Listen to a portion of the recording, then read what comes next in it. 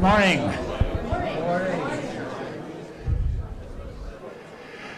I'm so pleased to find so many people here, especially because of the Fifth Third River Run.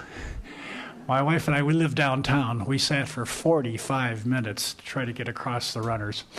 But we made it, and obviously you made it, and I hope everyone else who's planning to be here is going to find a place to park and a way to get here. But thank you so much for coming to, I think this is the 9th Grand Dialogue. The Grand Dialogue was started with a grant from the Templeton Foundation. And we're extremely pleased that this conference is also related to the Templeton Foundation in 2 different ways.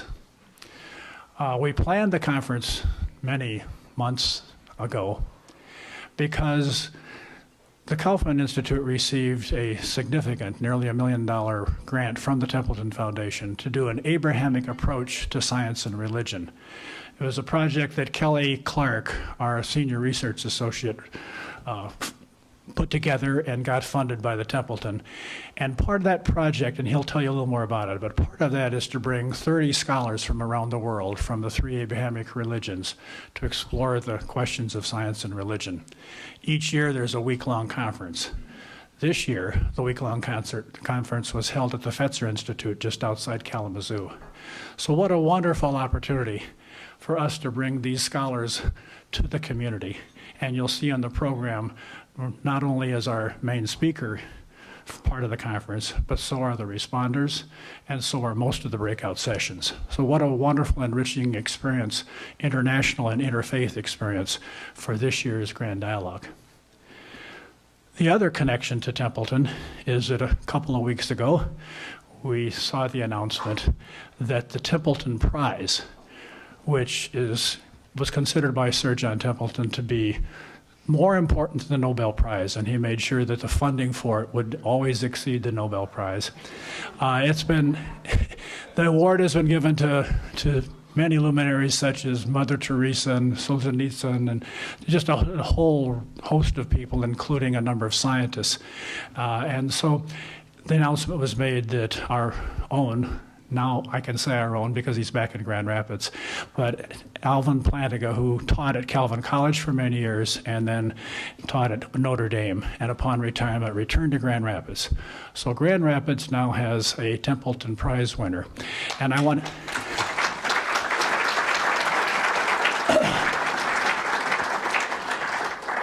to play a brief video from the president of the Templeton Foundation announcing the prize, and then we will formally recognize Al. Ask him to stand up at least and be recognized, but let me play that video for you now.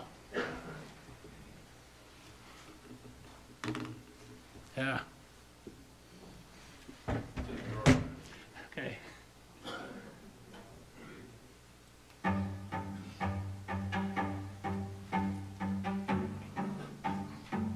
It is a great joy to announce the winner of the 2017 Templeton Prize, the American philosopher Alvin Plantinga, the O'Brien Professor of Philosophy Emeritus at the University of Notre Dame. Dr. Plantinga taught at Notre Dame for 18 years until retiring in 2010, and before that at Calvin College in Grand Rapids, Michigan from 1963 to 1982. I would like to say a few words about the Templeton Prize and about why the 9 prize judges independently and separately of each other chose Dr. Plantinga as the 47th prize laureate. The Templeton Prize is given annually to a living person who has made an exceptional contribution to affirming life's spiritual dimension through insight, through discovery, or through practical works. The prize has been given to religious leaders such as Rabbi Lord Jonathan Sacks and the Dalai Lama. But it has also been awarded to scientists like the physicist Paul Davies. In his own Templeton Prize address, Dr. Davies said, "The contrived nature of physical existence is just too fantastic for me to take on board as simply given. It points forcefully to a deeper underlying meaning to existence." The prize also recognizes humanitarians, such as Jean Vanier, who founded communities around the world where people with and without disabilities live and work together as peers. All of these laureates, the humanitarians, the scientists, and the religious leaders, all affirm that our interactions with each other our scientific investigations, and our religious traditions are essential ways of exploring the nature of our world. Sir John Templeton founded the Templeton Prize in 1972, long before he created the John Templeton Foundation. He realized that many of his friends and colleagues thought religion was uninteresting and old-fashioned, even obsolete. He wanted to honor people who were responsible for, in his words, the marvelous new things going on in religion. The prize was designed to help them become more well-known, not so much for their own benefit, but for the benefit of people who might be inspired by them. Alvin Plantinga has been awarded the Templeton Prize because his scholarship made theism, the belief in a divine reality or God, a serious option within academic philosophy. When Dr. Plantinga began his career in the late 1950s, most academic philosophers deliberately rejected religiously informed philosophy. But early on, Dr. Plantinga defended a variety of arguments for the existence of God, marking the beginning of his efforts to put theistic belief back on the philosophical agenda.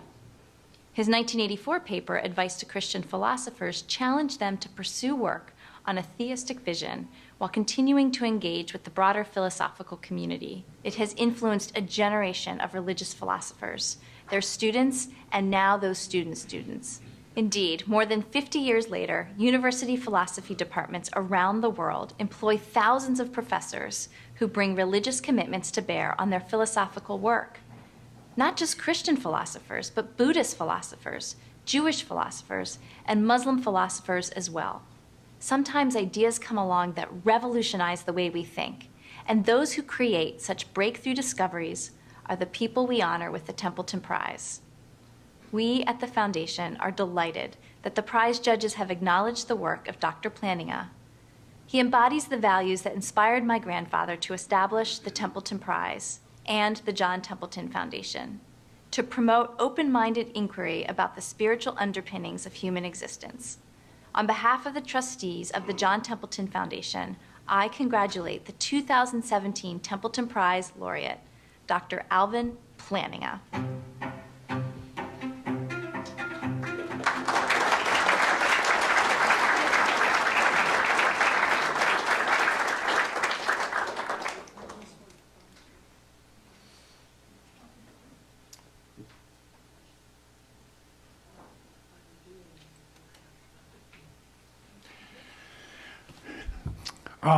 At this point, I'd like Kelly Clark, who not only is our senior research fellow at the Kaufman Institute, but is a student, did his doctoral work with Dr. Plantinga, and good friend of the Plantinga family.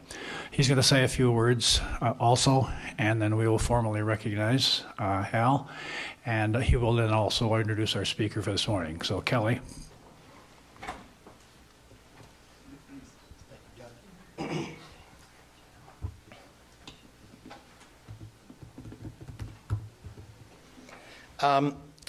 I wrote a blog in the Huffington Post about Al, and I put it on Facebook, and I checked today, it's been shared on over 600 Facebook pages around the world, which is some indication of Al's significance. I understand that there might be one or two of you that haven't read it yet, so I thought I would read that to you, because I thought about this a lot, and this says it as well as I can say it. I remember that first day of class like it was yesterday. I had enrolled in Notre Dame's PhD program in philosophy to learn from Alvin Plantinga. I say I remember it like it was yesterday, by the way. I don't really remember yesterday very well. I know I have 3 kids, and I know all their names, but not usually the right name for the right kid. But anyway, I do remember my 37 years ago better than yesterday. So it was a little bit of untruth, fake news like in that first part. But the first time I saw him, and this is back to true facts, the first time I saw him, he strode into the classroom, pulled out a chair, set his feet on the seat and his bottom on the back, rolled up his sleeves and started lecturing in his deep, resonant voice. As the semester went on, we started taking bets on when he might pitch backward off his precarious position, but he never did. Kind of disappointing as Al, I got to say, but he always taught like that, always bottom on the back of the seat, feet on the chair. Do you remember that? Most of us first-year students, however, weren't so lucky. Plantinga had such a huge reputation as a philosopher that advanced graduate students and even a few professors were taking his class. Plantinga was already world famous for his work in philosophy of religion, metaphysics, epistemology, and logic. His high-level conversations with those professors both exhilarated and intimidated us beginners, actually mostly intimidated us. Perched as we were on the precipice of understanding, we often found ourselves teetering over the edge. Sensing our desperation, Plantinga would shush the professors and then pick up our pieces and put us back together again. With patience and good humor, he'd start again, this time at the beginning, and slowly bring us along to greater understanding. I took every course Plantinga taught over the next 5 years, and he directed my dissertation. My first book, Return to Reason, has become affectionately known as Plantinga for Dummies. I could not have had a better dissertation director. We went rock climbing and cross-country skiing together, and he invited me and other graduate students to his family home for holiday meals. He was not only my academic advisor, he was a good and generous friend. One time, I wasn't that wealthy as a grad student. We went on a climbing trip, and I didn't have a nice sleeping bag, and you needed a nice one because it was cold, so Al told me I could borrow his. So I borrowed his brand new sleeping bag and kept warm, and at the end of the trip, said, well, thanks for this, here's your sleeping bag, and he says, oh, you just keep it. I still have that sleeping bag. On April 25, 2017, Grand Rapids' own Alvin Plantinga received the Templeton Prize, which honors a living person who has made an exceptional contribution to affirming life's spiritual dimension, whether through insight, discovery, or practical works. Plantinga joins the ranks of previous Templeton winners, including the Dalai Lama, Desmond Tutu, Alexander Solzhenitsyn, and Mother Teresa.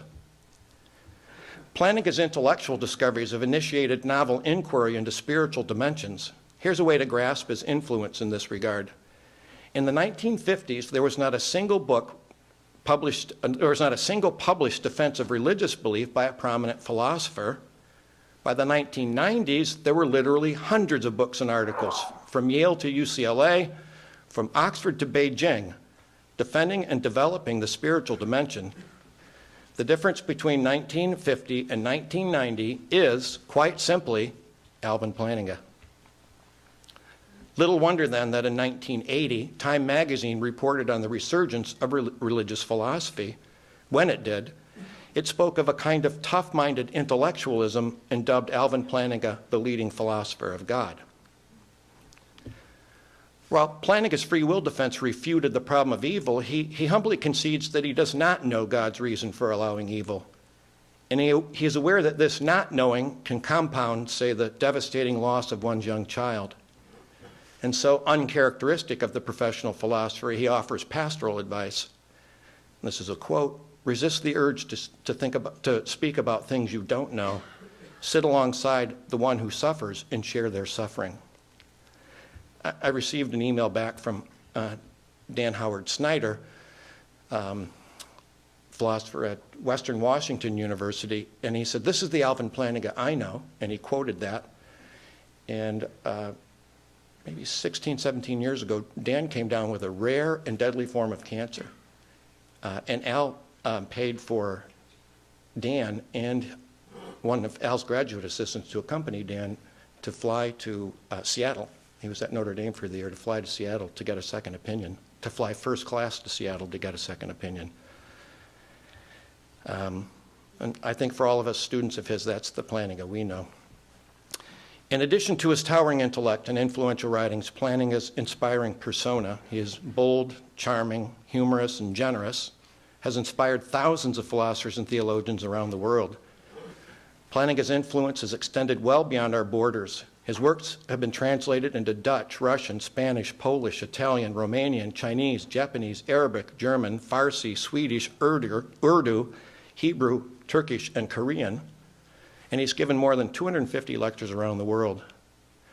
Plantinga's deeply religious approach to intellectual inquiry has inspired Jewish and Muslim thinkers as well. Hilary Putnam, a prominent Jewish philosopher at now deceased prominent Jewish philosopher at Harvard, for example, attributed the personal and intellectual influence of Alvin Plantinga to his self-conscious reflection upon the discipline of philosophy through the lenses of his own Jewish tradition. I could go on saying more about it, but Doug and I were thinking together, like, what do you get a person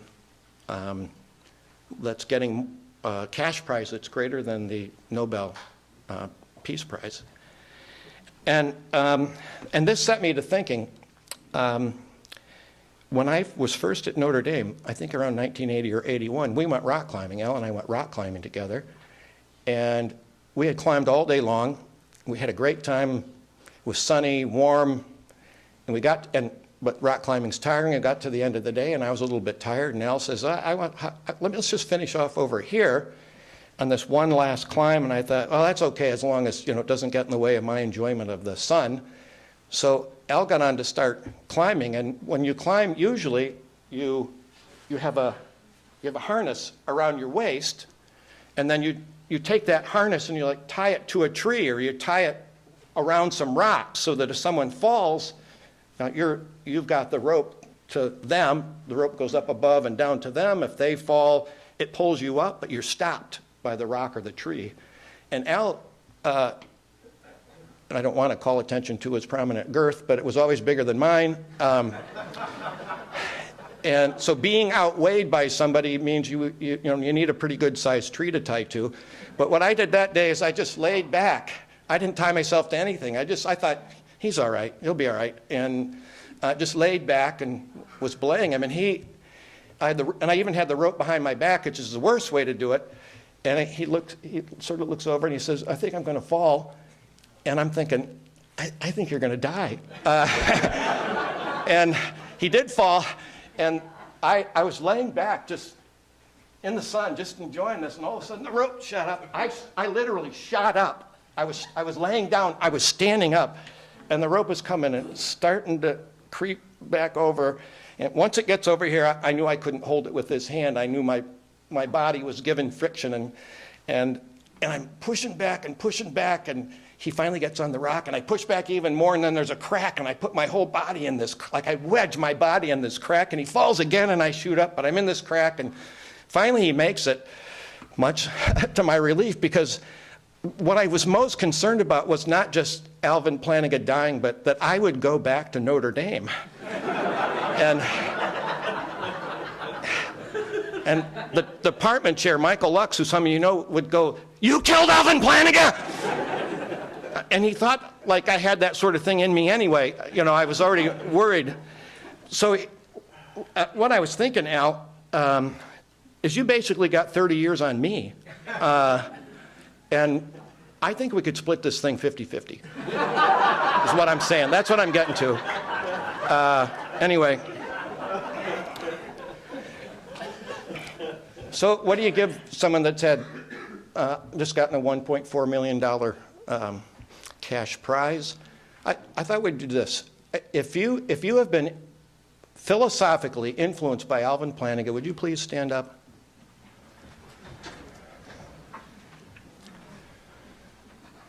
If you've been personally affected by Alvin Plantinga, will you stand up?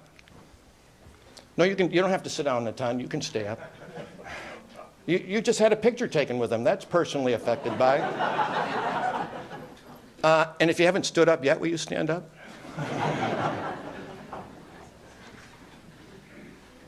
The one thing that I'm sure he doesn't have, and we'll have in just a minute, is our gratitude. Please join me in thanking Alvin Plantinga.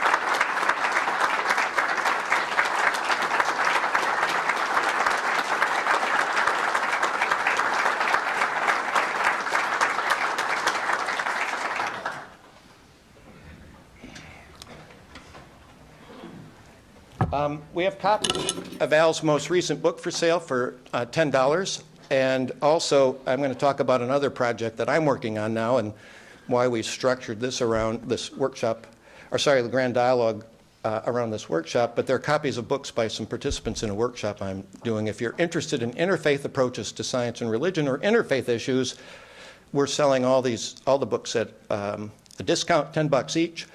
You can get the best book on science and religion by a Muslim scholar, the best book on science and religion by a Jewish scholar, and they are both in this room. You could even get them to sign copies of it. And my book, Abraham's Children, is also for sale for $10. So, and Al's book as well. They're all for sale right there. Our lovely assistant, Barbara, will gladly sell you any of those books. Doug mentioned that we're doing this in conjunction with a project that Templeton has funded. It's an Abrahamic inquiry into randomness and providence.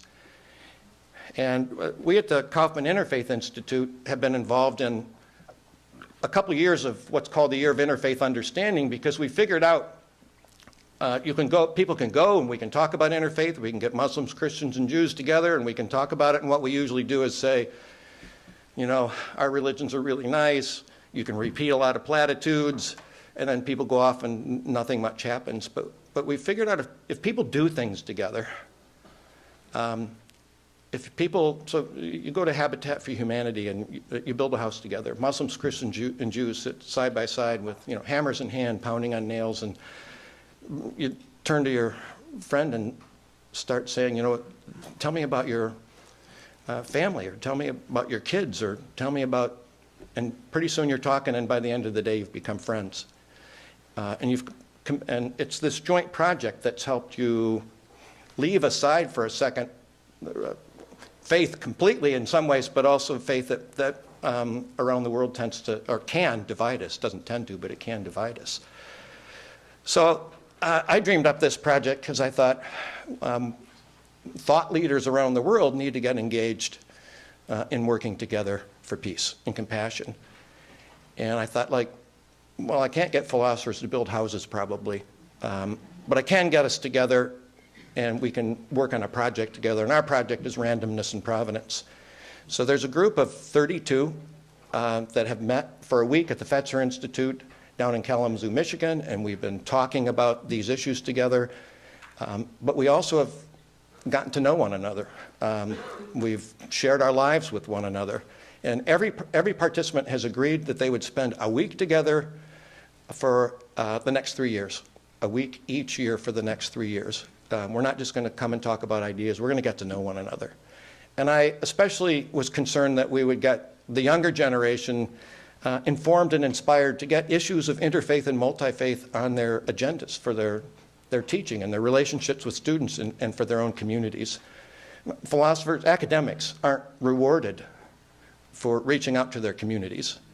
You're rewarded for writing really generally abstract professional articles and getting them published in journals. That's what you're rewarded for. And so we want to get this on the agenda. So I asked 24 young people to commit for the next 3 years, and the young folks are all going to work together in multi-faith groups and then present our work at the final conference.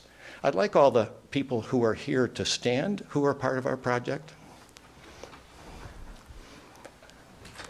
There's 32 people from 14 countries. They're not all here. Some are at the Chabad House, and some had to leave early, but we have 32 people from 14 countries around the world. Thanks for coming, guys.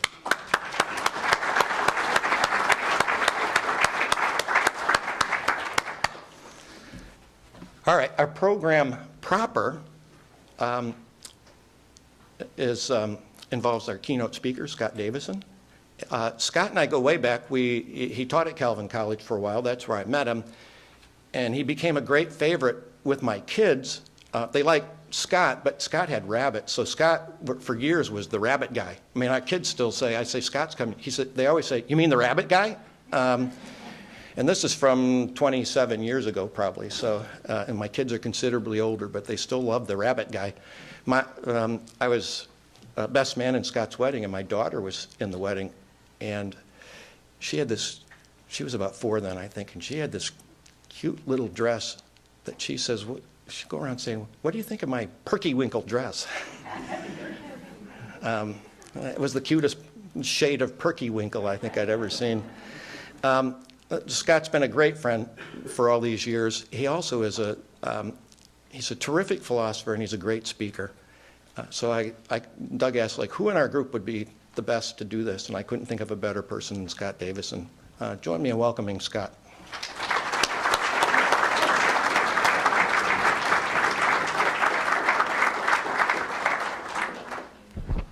Can you hear me okay?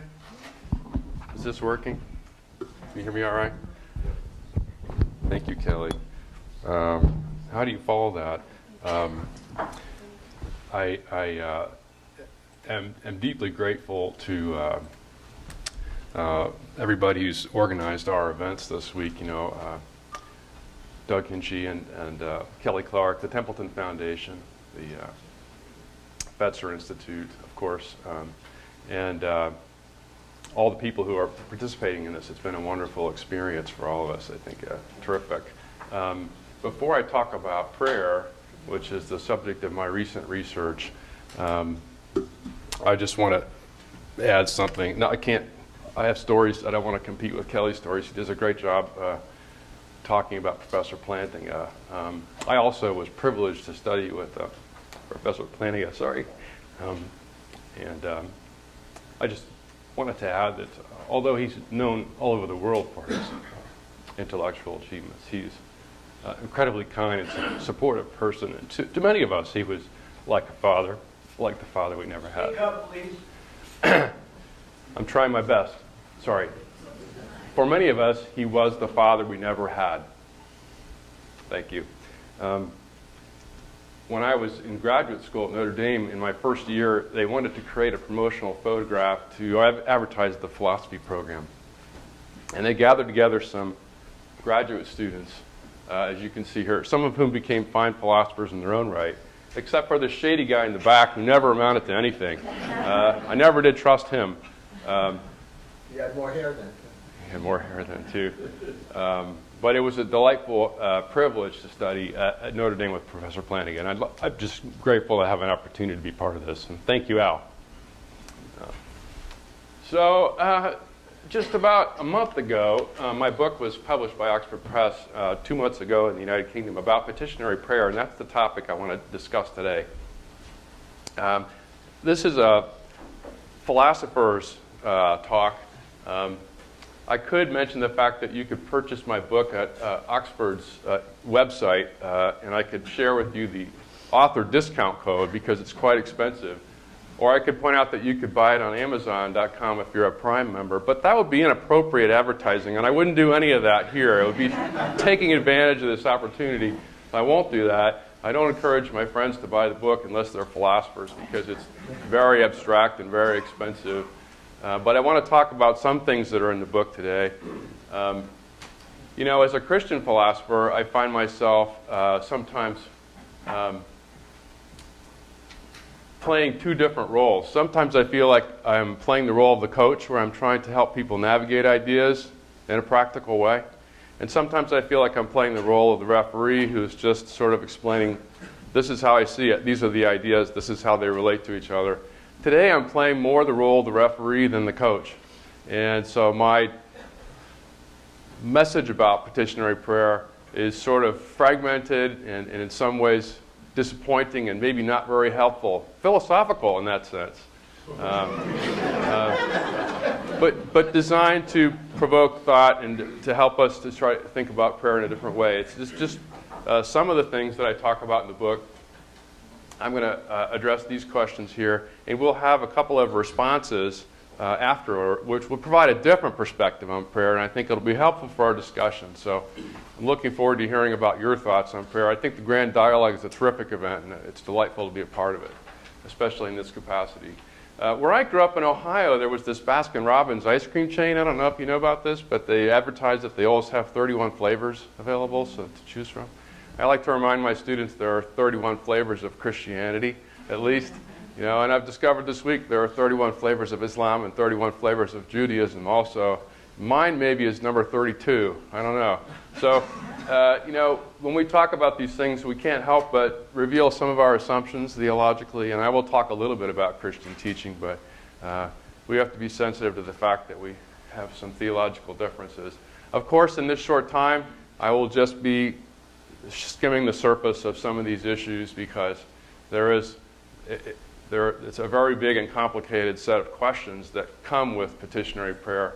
I tried to organize the questions in my book and sort of sort out the literature. My book, I think, is the best book-length philosophical discussion of petitionary prayer in the entire English language because it's the only book-length philosophical description of the issues in the English language. I'll hold on to that title as long as I can. Okay, so let me start with a story.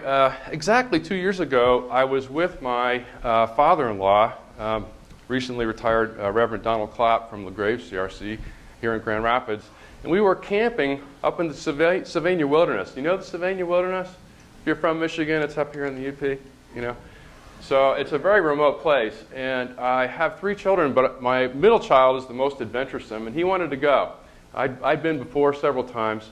He wanted to see what it was like. So in this wilderness camping, you know, you put all your stuff in a canoe, you cross a lake, you drive 12 hours up north to get to this place in the middle of nowhere, and you bring all your things across the lake, and then maybe you go and carry it all and portage to another lake and camp somewhere else. So we were in a really, really remote place. And he was 14. No, he's 12. 12 years old at this time. He's 14 today. About 2 years ago, he was in the tent, and I told him, we're going to go fish. We'll be back in a little bit. We came back. He was gone. Absolutely gone. And so we looked for him. We hiked to the next campsite this way. We hiked to the next campsite that way. We couldn't find him. An hour passed. It was getting late, 5:30, 6 o'clock. I started thinking about it. I remember at lunchtime he didn't have anything to drink, and I was worried. What if he's dehydrated? You know, where did he go? We waited, we worried. We tried everything. I ran out of things to do. I didn't know what to do. I called 911, and they said, yes, this is serious. We will send help, but you're in Sylvania. It'll take us 2 hours to get there. It'll take us an hour by canoe to get to your campsite. And then, you know, maybe we can look, you know. And it wasn't clear how they were going to look or what good it would do. And I thought by then it's going to be late. And I imagined him sitting in a tree, unable to respond and not knowing where to go. And so I began to pray. I ran out of things to do. I began to pray for a safe return. What else could I do? I had nothing to do. And so I also texted my wife back home in Kentucky, and I said, I'm sorry, but I've lost our son, and I don't know what to do except ask you to pray for his safe return. So I sent her that text. Well, about a half hour later, he comes walking back to the campsite. He had hiked in a direction where he found a beach where there was some pointy sticks, and he was playing with those and having a good time. Like I said, he's the adventuresome one. And so when he came back, he was not alarmed. He knew where he'd been the whole time. Nothing was wrong, you know. And I said, where were you? I told you we were fishing. He said, no, I didn't hear that. I was asleep. So he didn't know we'd gone fishing. He came out of the tent and figured, maybe we portaged to the next lake. I'll just go see if I can find him. So in his mind, he was never in danger. Everything was fine. In my mind, the world was falling apart, you know. So I texted my wife again. Don't worry. It's okay. We found Andrew. All is well, you know. And I called 911 and canceled the help. And then my wife is not very good about checking her phone. It's kind of notorious that if you want to reach her, you should really call me. And so I sent her a third text because she hadn't answered the others. It's a good thing you never check your phone because you would have been in agony like me for the last hour. You know, it was a long day. So was Andrew's safe return an answer to my prayer?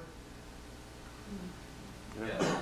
If I hadn't, well, this is going to be a good discussion. I can see this. I need to get out of the way. If I hadn't prayed, would it have made a difference? Would Andrew still be out there? Yeah. So this is kind of the main question that I'm trying to address. So a common assumption that I want to gently question here is that every time I pray for something and it happens, then God has answered my prayer.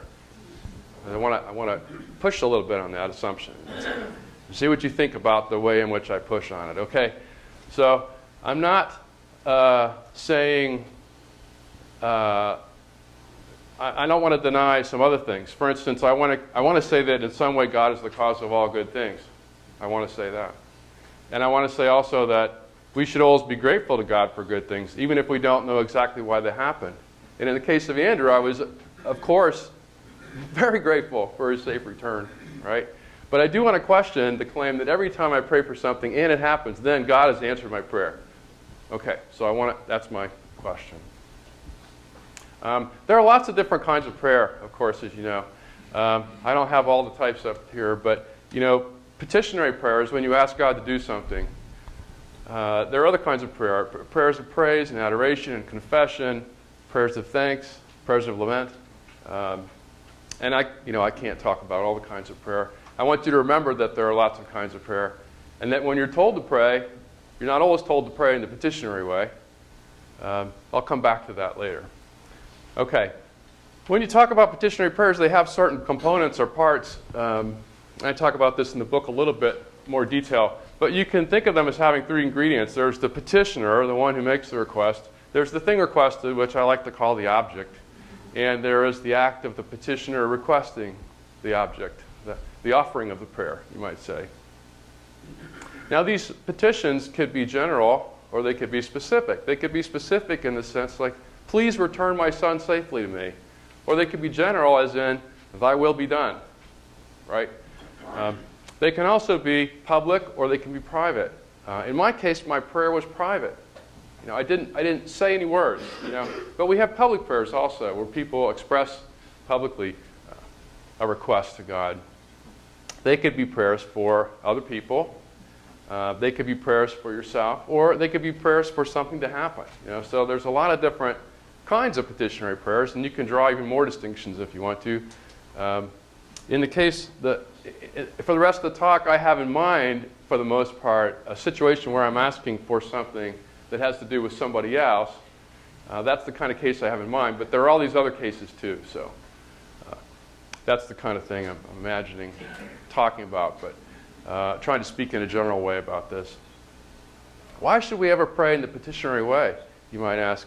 Well, if I draw on my Christian tradition here, I can illustrate some of the reasons. This is a verse from St. Paul in the book of Philippians. It's a well-known verse. Do not be anxious about anything, but in every situation, by prayer and petition, with thanksgiving, present your requests to God. And the peace of God, which transcends all understanding, will guard your hearts and your minds in Christ Jesus. When you look at this, you can see a number of reasons people might have to pray in the petitionary way. Obviously, you're told to pray in the petitionary way. We trust the tradition to tell us the right thing to do. We are also opening ourselves to God. We're sharing our concerns, right? C.S. Lewis, a famous Christian thinker, whom I'll discuss later, says that God already knows everything, but the way in which he knows it sort of depends on us. He might know everything in virtue of being omniscient, but when I turn toward God and volunteer my requests, my information, my needs, then it changes the situation, it changes the relationship I have with God. So I make myself known to God in a way that I wasn't known before. Also, we might think we are influencing God's action in the world. We might think that prayer makes a difference. We might think that if we don't pray, things could go differently. And that was the question that prompted the different answers over here a moment ago. And that's what I'm going to focus on for the most part. But also, obtaining the peace of God. Notice that St. Paul doesn't say, pray and God will fix it. He doesn't say that. Right? Right. I don't see it. No, he doesn't say that. No, he says pray and the peace of God will guard your hearts and minds. Right? So there's that dimension to it. And I'm sure you could go on in this direction. There are lots of reasons to pray in the petitionary way. I want to focus on this question, though, about influencing God's action in the world. So that's kind of my focus. The first question I want to try to answer in a precise way is, what does it mean to say God has answered a petitionary prayer? So let me talk about that in some detail.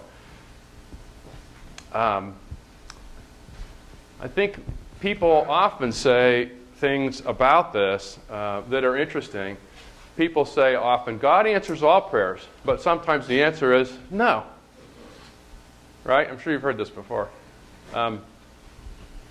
And I find this a little bit confusing because when I want to ask about what it means to say God answered a prayer, I want to talk about a case in which the thing you asked for is granted by God. So in that sense, there's a terminological issue to resolve. This is the way I resolve it.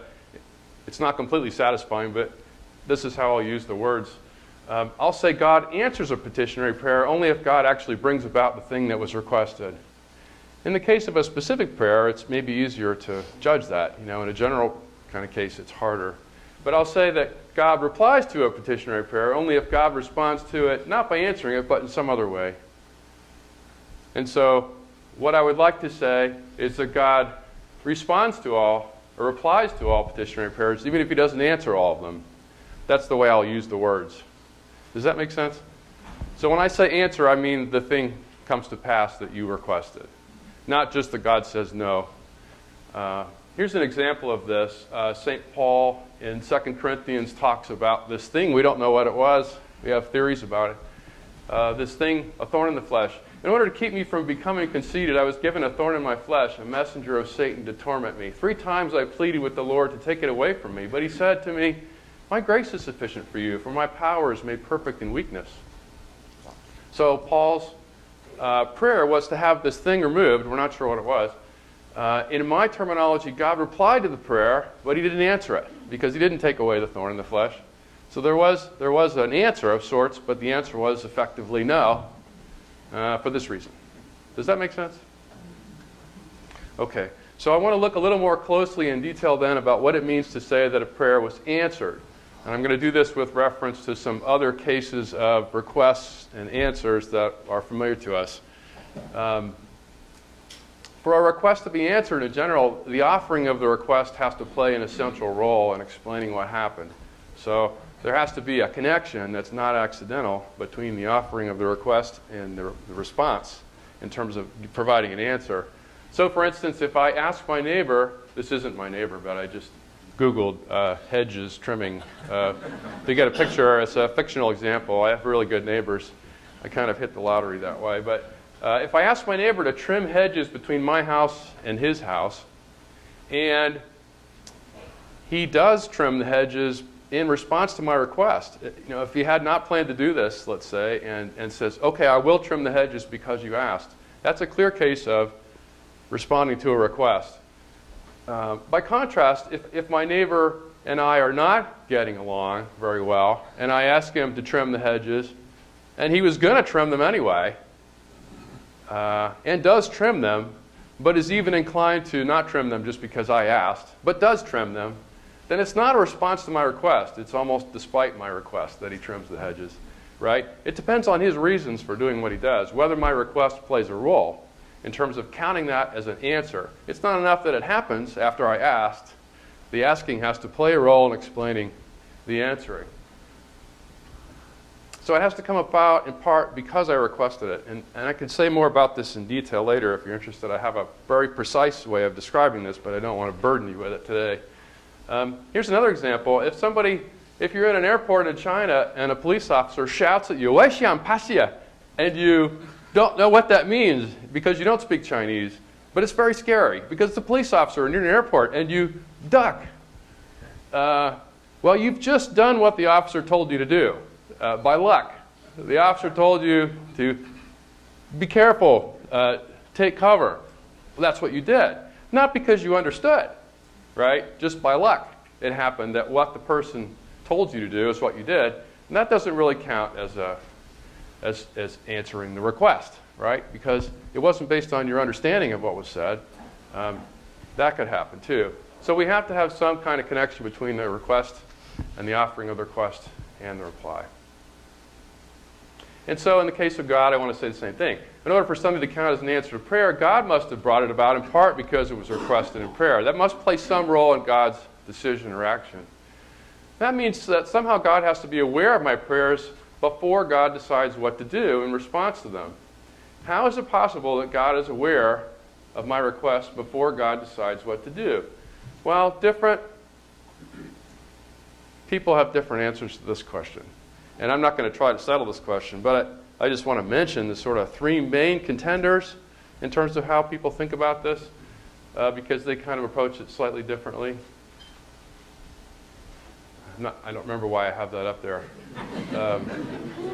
That's okay. So the first account of providence is called open theism. This is a way of describing God's relationship to time and knowledge. And so on this view, the future isn't here yet. It doesn't even exist. And future free choices are not decided yet. So there's nothing for God to know until we make those decisions. And then God learns, along with the rest of us, what we've decided to do. So my prayer for God to bring Andrew back safely, if it was a free action on this view, God didn't know I was going to do that until I did it. He knew it was possible, but until I actually offered the prayer freely, God didn't know on this view. And so God has to wait and see where the fork in the road goes before he knows what to do. On this view, it's a little more complicated to say how God answers prayers because he has to be able to adjust on the fly. He has to be able, in some cases, to intervene in the direction in which things were headed in order to answer some prayers.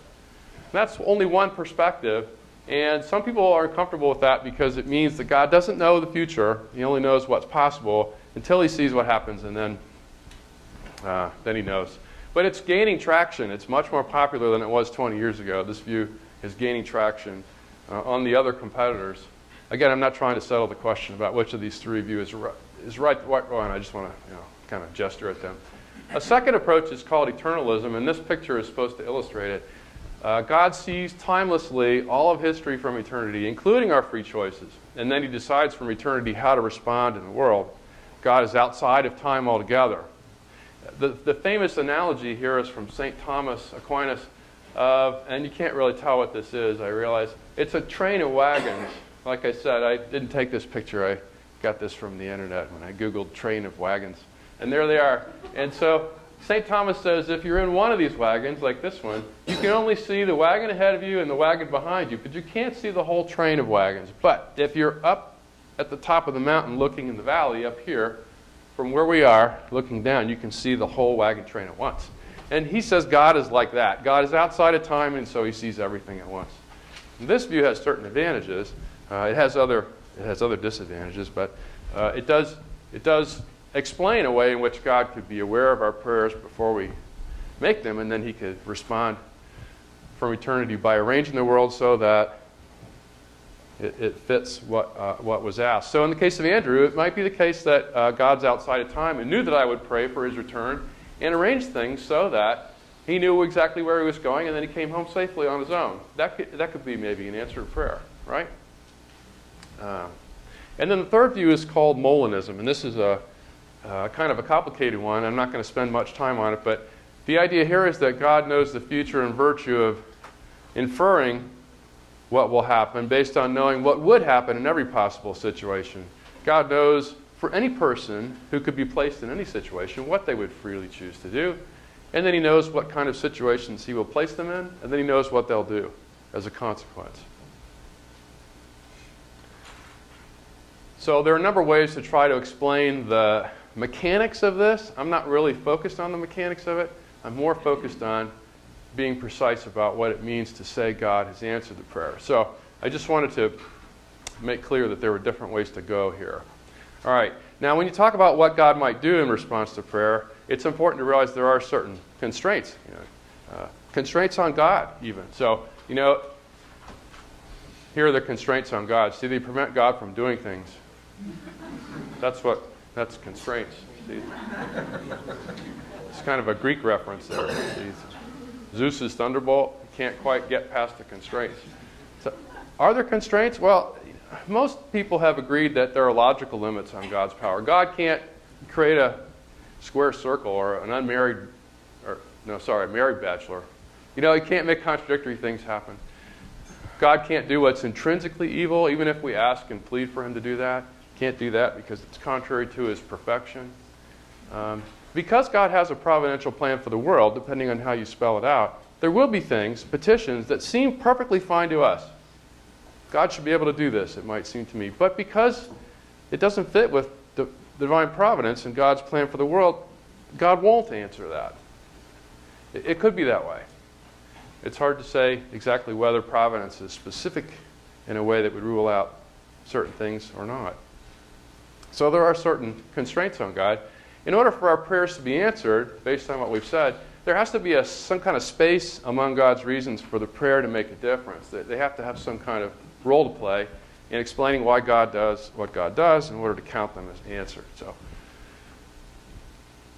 I'll talk more about this in the book, which is for sale at the publisher's website, Amazon.com, but I don't encourage you to buy it, like I said, because it's very expensive and abstract. So on. Okay.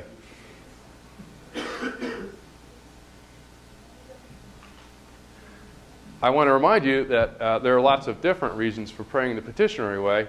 I just said that there are limits to what God's reasons can be, and that might make you think, well, some of our prayers maybe can't be answered. But, of course, that's not the only reason we have for praying in the petitionary way.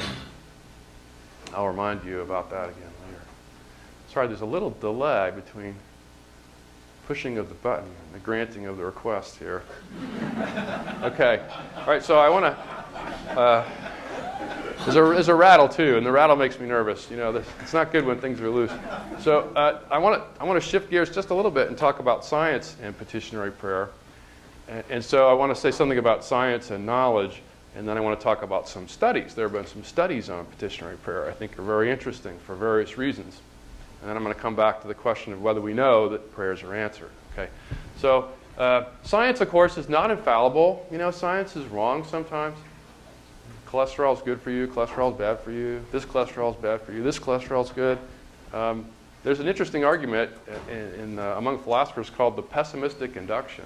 It says, well, just about every scientific theory we've ever seen has turned out to be wrong, so probably our current ones are wrong too. It's interesting. But, you know, they're kind of our best bet about certain kinds of things. Science is not completely objective. We know about certain sociological biases in the way science works and the way it's reported. We know there's a bias in favor of studies that have a positive correlation as opposed to ones that find nothing. So it has those kind of limitations. Scientific conclusions change over time. It's still our best source of reliable information about the physical universe. You know, if I want to know what's happening in my body, I ask my doctor because he's trained in medical science. You know, I don't ask my mother. Sorry, Mom. And Mom has a lot to say about that too, but she's not an expert on health. I trust the science. The science is my best bet, right? Scientific theories, of course, are responsible to what we observe, and they're tested relative to what we observe. That's the empirical aspect of science. And science helps us to decide, very generally, whether or not something makes a difference in the world. And this is why people have tried to test petitionary prayer in a scientific way, see if it makes a difference. How do you know when something makes a difference? How do you tease that out from the data? What do you do to check that? Science is our best way of testing things that we can measure. You know, we can't measure everything, but we want to distinguish what happens by coincidence and what things are connected to each other in some real way. Science helps us discover real connections and distinguish those from coincidences. When I was in Little League baseball, when I was in 4th grade, I had psychic ambitions. I thought I might have psychic powers. This is based on books I was reading that were not authorized by any adult person. And so I thought, when I was playing baseball, I got a little better. But you know, at first I was in left field, which is not as bad as right field. But I was in left field, you know, where you put somebody but don't do a lot of damage. And I would be out there waiting for the ball, which rarely came my way, and thinking, you know, I'm supposed to say things to the coach tells you to say, hey, batter, swing. Hey, batter. You know, this chatter, which is probably never effective. But, you know, you're supposed to request, hey, batter, swing. You know, come on, swing, you know. And that's the role you play when you're in left field. You're supposed to be helping the team. Well, I wasn't impressed by that, but I did think I might have psychic powers. So I thought I'd put those to use on behalf of the team instead. So I did a little study. I thought, if I focused my psychic attention on the batter, I could make the batter swing at a distance, you know, psychically. So I ran a little study, and I had a correlation going there for a while. You know, when I really focused, the batter did swing. And sometimes I tried, and the batter didn't swing, but I thought maybe I wasn't as focused as I could be. Let's run that again, you know. Eventually, of course, it was pretty clear that the I did not have psychic powers. Have to settle for natural accomplishments instead. You know, there are people who believe things that are strange and superstitious, and science helps us distinguish whether these are, you know, real connections or just coincidences. And so, coming back to prayer, in order for somebody to count as an answer to prayer, God has to bring it about in part, at least because it was requested by us. So let's talk about the science of this. There are different ways and different kinds of studies, but you know, the basic controlled experiment divides people up into two groups. And most of the studies of prayer are like this, where you have a group of people for whom we offer special petitionary prayers, and then a group of people for whom we don't, and we try to tease out a difference over time, see what happens, right?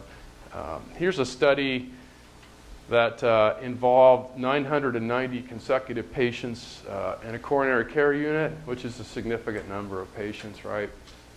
It was randomized, it was controlled, it was double-blind.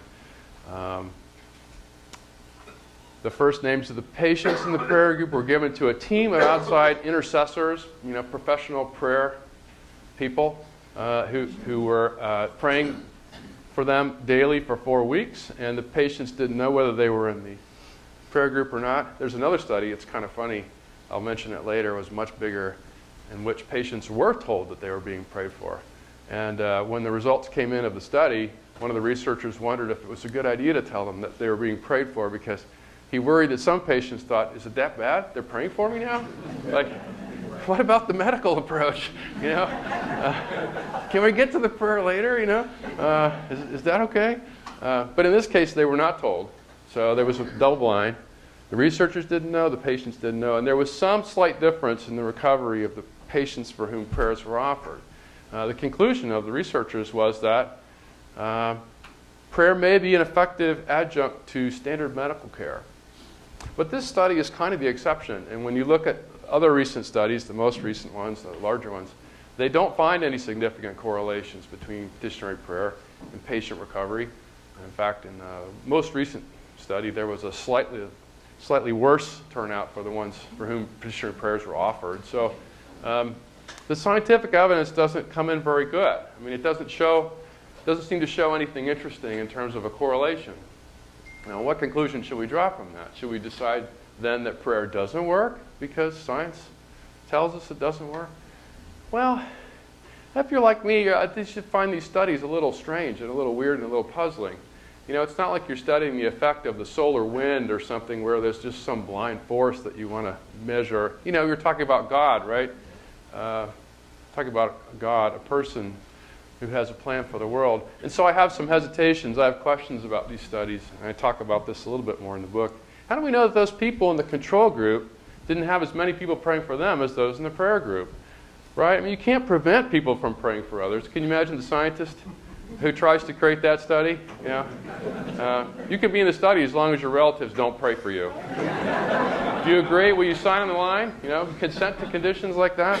I don't think so, right? So how do you know you've really got a control group that's isolating the relevant factor? How do you know the petitionary prayers explain the differences, if there are differences, as opposed to ordinary variables that you expect to find between patients that are selected in this way, right? You wonder what the variables are, right? You know, in the ordinary medical study, you sort of know they're all physical conditions, but in this case, it might be different.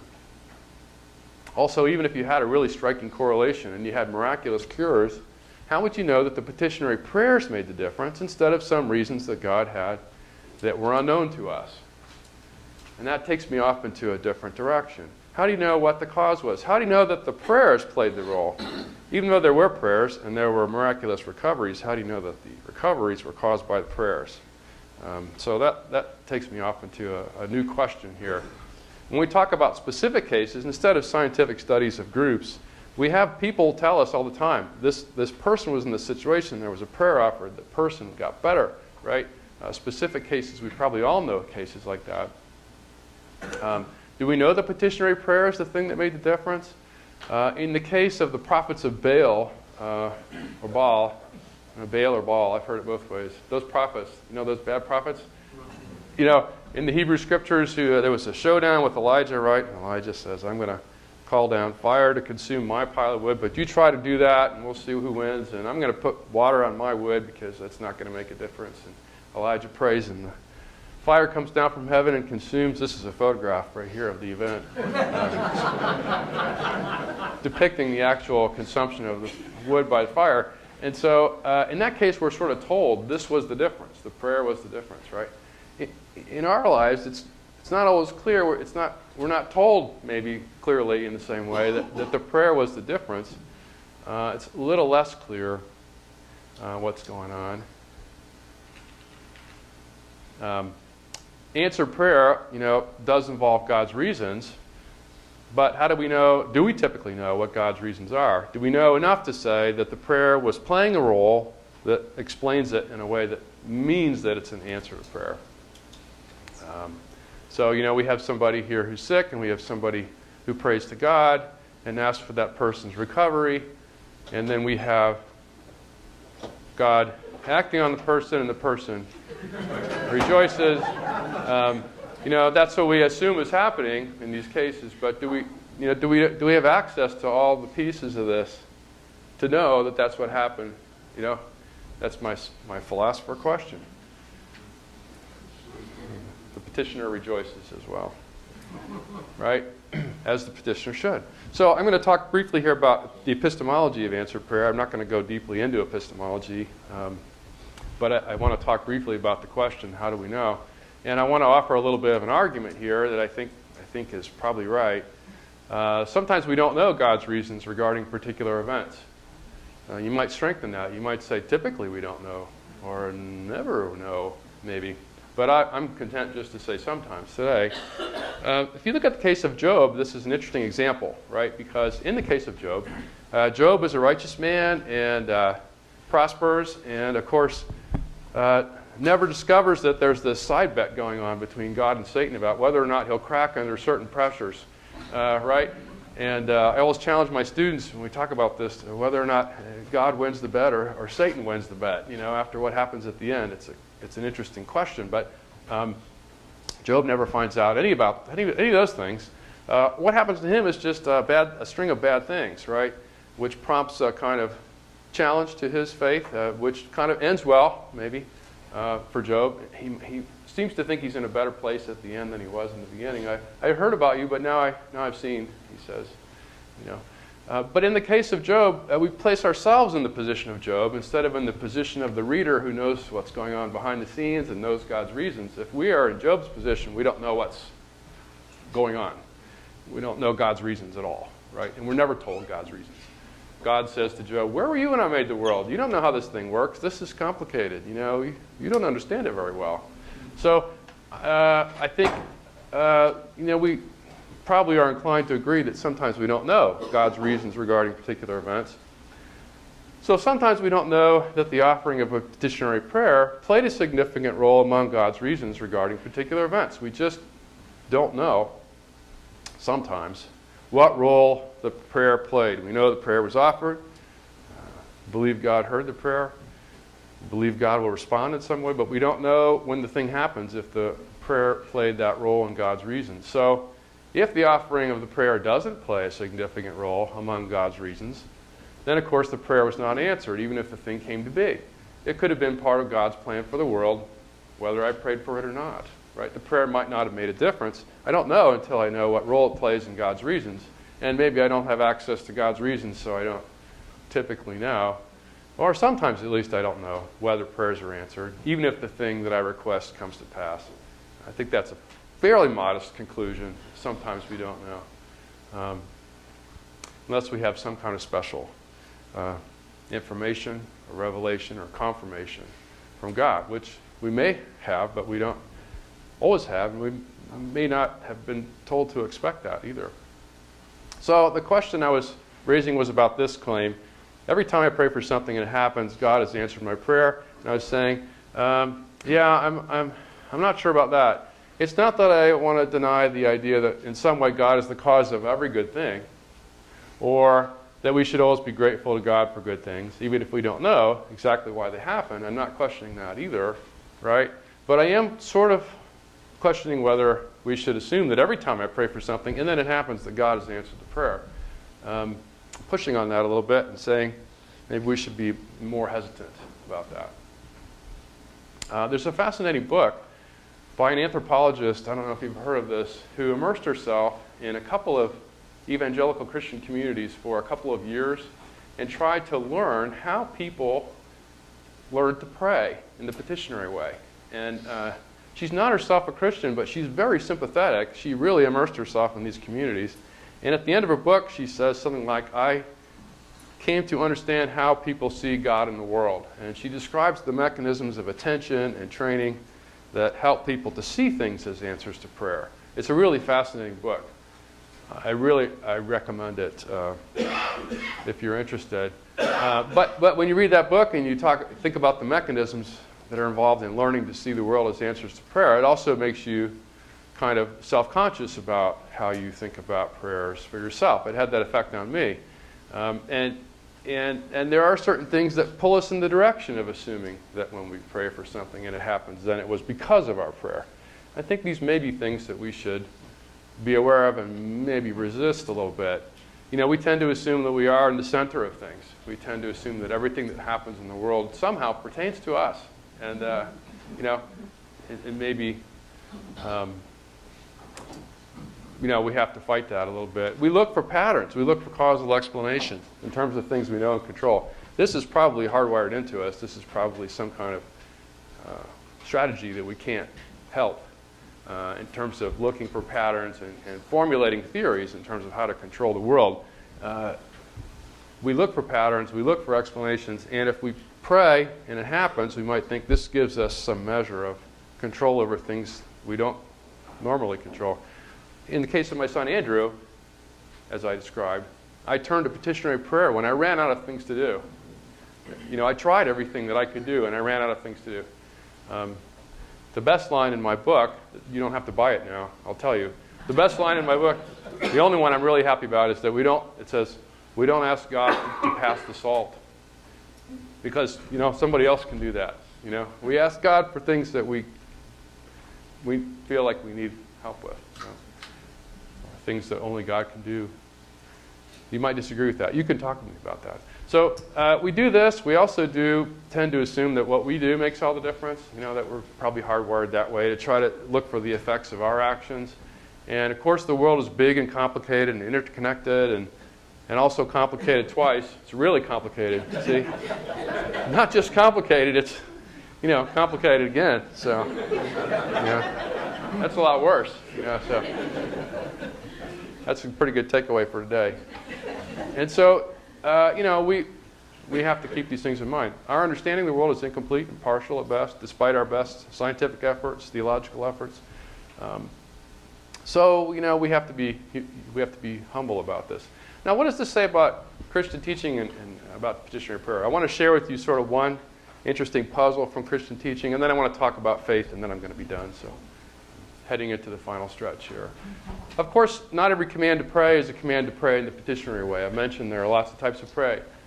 Pray constantly, St. Paul says. Does that mean ask for things all the time? Or does it mean just be in communication with God in some way, right? Not every command to pray is a petitionary command. Not every reason that's given for praying the petitionary way requires the assumption that God typically answers prayers. And I've mentioned other reasons why we should pray in the petitionary way. And I mentioned this verse earlier, so I won't read it again. We're not told that every prayer will be answered. Right? Now, this is my interpretation.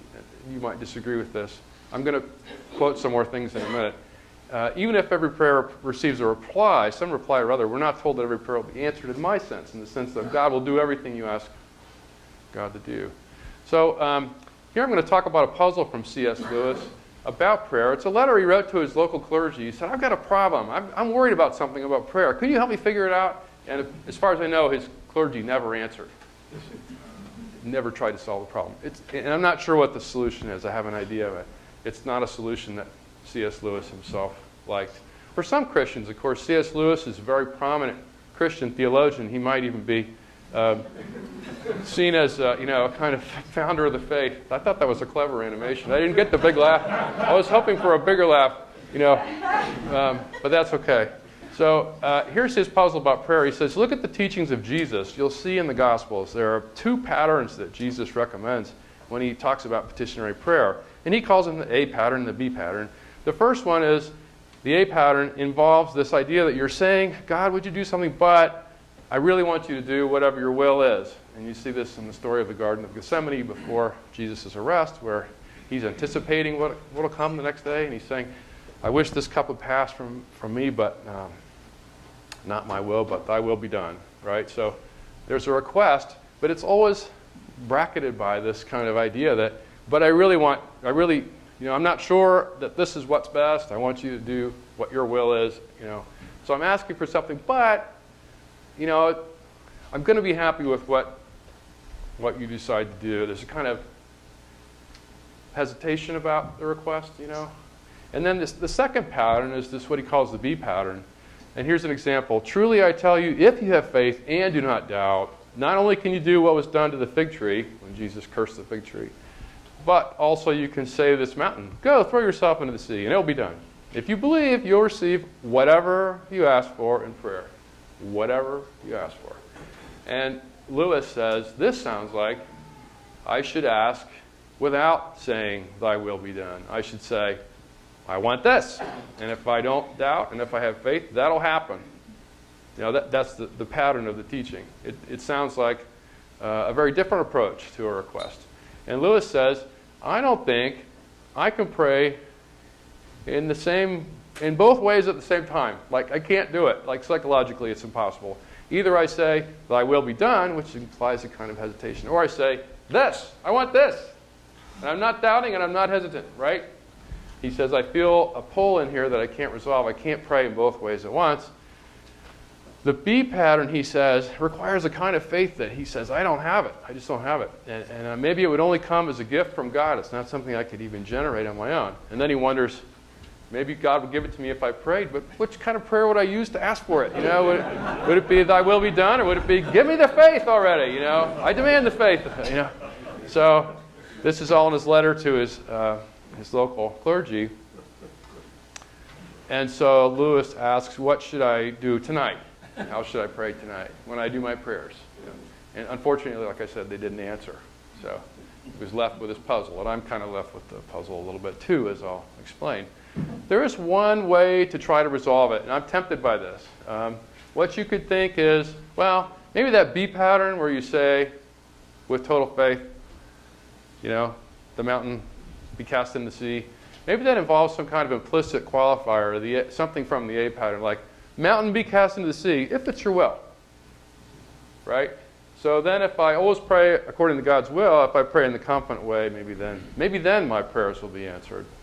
As long as you pray according to God's will. And if you're really in touch with God's will, you wouldn't pray for something unless it was the right thing. This is what a lot of people say. Now, Lewis himself didn't like this solution. He said, what would we say to a person who prayed in the B way, but whose request was not granted? What would we tell them? We tell them you didn't have faith? What happened? What went wrong there? Right? And he gives this analogy of a parent. He says, dare we say that when God promises you'll have what you ask, whatever you ask for, he secretly means you'll have it if you ask for something I want to give you? What would we think of an earthly father who promised to give his son whatever he chose for his birthday, and when the boy asked for a bicycle, gave him an arithmetic book, and then first disclosed the silent reservation with which the promise was made? Yeah, you can have anything you want, as long as it's a math book, right?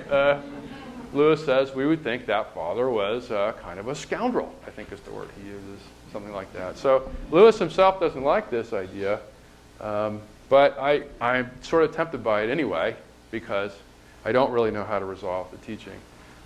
It's a problem for Christians who take the teaching seriously because you want to honor both teachings. So it's an interesting puzzle. Okay, so now if you're puzzled then, like I am puzzled, I'm reminding you again of the other reasons to pray in the petitionary way. What does this have to say about faith? Well, this is my last topic, and then I'll be finished. I'll have responses. I went a little longer than I wanted to. We started a little later, so sorry about that. There are different kinds of faith, or different accounts of faith, what faith is, right? And I'm not going to give a complete description. Some people think of faith just as belief, or as acting as if something is true, trust in something or someone, confidence, hope. I'm going to talk about faith as trust in God, the person. And I want to introduce to you an account of trust and evidence that's from a philosopher whose name is Jeffrey Cuppet. He doesn't have this picture, but it's my picture that explains his view. So he gets the credit for the view, I get the credit for the picture. So the picture tries to show the relationship between evidence and trust. And the basic idea is that when you have a lot of evidence, you don't have to trust. When you trust, it's because you take a risk because you're not sure. That's the basic idea. So if you look at the picture, the dark part indicates the degree of trust. And so the more black part you have, the more trust is involved. The lighter gray part indicates your degrees of evidence that you have, that the person will do what you need them to do. And so the idea is there's an inverse relationship. The more evidence you have, the less trust is required. Does that make sense? And so at the top, if you had 100% evidence, you might think of proof, then trust is no longer possible. You don't trust that person in the sense of trust that I'm using. There's no trust involved at all. It's just you know what's going to happen. But down here you have something we might call blind trust, where you have no evidence at all to think the person is going to do what you needed to do, and yet you still trust. That's blind trust, right? So you want trust that's not blind, I suppose, in general. How does this apply to the case of God and faith in God? If faith involves trust, and we're not sure in particular cases if our prayers are answered, well, go back to my case of the neighbor answering my request. I can show you some different places on the spectrum here. So my neighbor's really reliable, so here's this green line. This is supposed to indicate the case of the neighbor. When I ask my neighbor to trim the hedges, and he's trimming the hedges, and I'm not worried about him messing up the yard or electrocuting himself or, stumbling on a buried pipe or something, or, ruining my house. I trust him because he's pretty good. He's actually very, very, very good. So there's not a lot of trust involved there. See, there's a little bit of trust because I have really good evidence that he's going to be fine. I'm not worried about it. Now, by contrast, I have these rabbits. I still have rabbits. Now I have 6 of them. They live in my backyard. This is my daughter, Grace, taking care of one of the rabbits. And when I'm out of town, I ask her, will you feed the rabbits and make sure they have water? And she's 11. She's pretty responsible. But, she's 11. And so, she's in school and life is busy. So I'm trusting her. There's a significant amount of trust there that she's going to take care of this business, right? I have some pretty good evidence that she's going to be okay, but there's also a significant degree of trust, much more trust than involved with my adult neighbor who knows how to trim the hedges, right? And then getting even more extreme in the direction of trust, this is my 16-year-old son getting a picture taken for his driver's permit. I probably don't have to say anything else. But, coming home from there, he was driving for the first time, and there's a lot of trust involved there because he doesn't know what he's doing. He's getting better. But there's a lot at stake. There's a lot of trust and very little evidence at the beginning that he's going to be good at this, right? So there's more trust involved there than there was in the other 2 cases, right? That's the relationship between faith and trust and evidence. How does this apply to the case of petitionary prayer? Well, even if you don't know whether your prayers have been answered, we still trust that God hears them and cares about us. Maybe replies in some other way. Faith in God involves trusting God even when things don't go well for us. And I think maybe that's the main point about faith that I want to make. And even if we pray and our prayers aren't answered, even if bad things happen to us, faith involves trusting God even then. Even if you can't tell that the prayers have been answered. And even if the things happen that you asked for, because they might not have been answers to prayer. And in the long run, they might turn out to be bad things for you. But trusting God, anyway, would be the right response in terms of faith. So I want to close with another story. Try to get through this. My wife came down with breast cancer about 1.5 years ago, and she went through multiple surgeries, chemotherapy, estrogen suppression treatment, things that people do. She had significant cancer, and this is a picture taken in the middle of her treatment about a year ago, I think. I think it was actually before I lost my son in the wilderness, because this is in Grand Rapids. And so during this time, she's well now. Her odds of developing cancer again are about the same as her odds before she ever developed cancer. So we're past all this, and we're very grateful to be past all of this, as you might imagine. But at this time, you can see me clinging to everything that's dear to me. You can imagine. You can see everybody else is happy, but not me. So during this time, we had tremendous support from our family and our friends. We live in a tiny town, and people were falling over themselves to help us. They were bringing food. There were schedules. There was spontaneous food. You know, it was tremendous. Couldn't ask for more support. And we had this. We had our religious friends telling us, we are praying for you. We are praying for Becky to be healed. We are praying for the treatment to work. You know, we are praying for you every day. But we also had non-religious friends. And they would tell us, we are thinking about you. We are sending you positive energy. You know, whatever that means. You know, we're doing our best. We just want it to be better. You know, and so in the end, I have to ask, if my religious friends had not prayed for Becky's recovery, would it have gone differently? Would she have not recovered or not recovered as well? I don't know. I really don't know. Am I grateful for her recovery? Absolutely. Do I think God is the cause of all these good things? Absolutely. If my religious friends hadn't prayed, though, would things have gone differently? I really don't know. What if my non-religious friends had not sent me their positive energy? Whatever that is. Would it have made a difference? Would she have not recovered as well?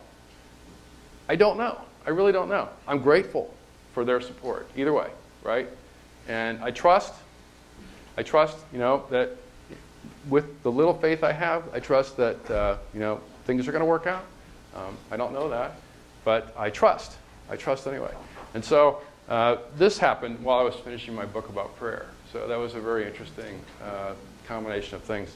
And my original conclusion of the book was a little bit different, a little bit less optimistic. I don't say those two things are causally related to each other, but, you know, maybe I'll find that out someday. Anyway, you've been most patient and kind in your attention. I want to thank you so much. Enjoy hearing our responses from the next speakers. It's delightful to be part of this, and thank you so much.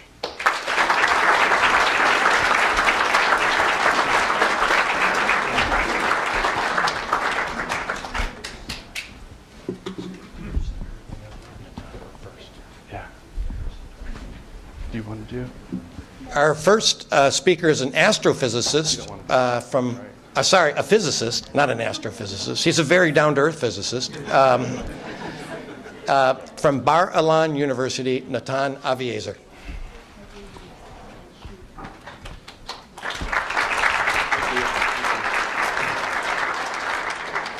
Good afternoon, everybody.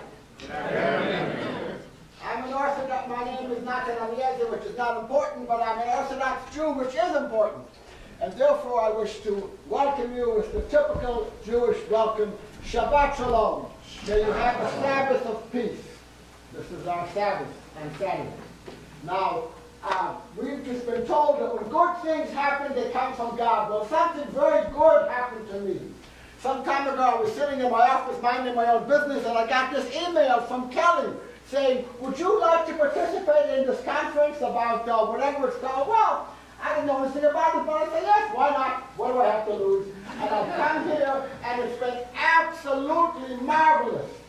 I had a week of talks, one better than the other, and now we have this grand hour. And I was invited to speak there. I'm invited to speak here. Kelly, you're absolutely wonderful. You are good. God sent you to me. Now, the fact that I'm an Orthodox Jew means several things. First of all, it means that I believe in God. And second of all, it means that I pray to God. All Orthodox Jews pray 3 times a day, not quite as much as our Muslim colleagues, but 3 times a day we pray a lot. And I'm supposed to tell you what is the meaning of our petitionary prayer.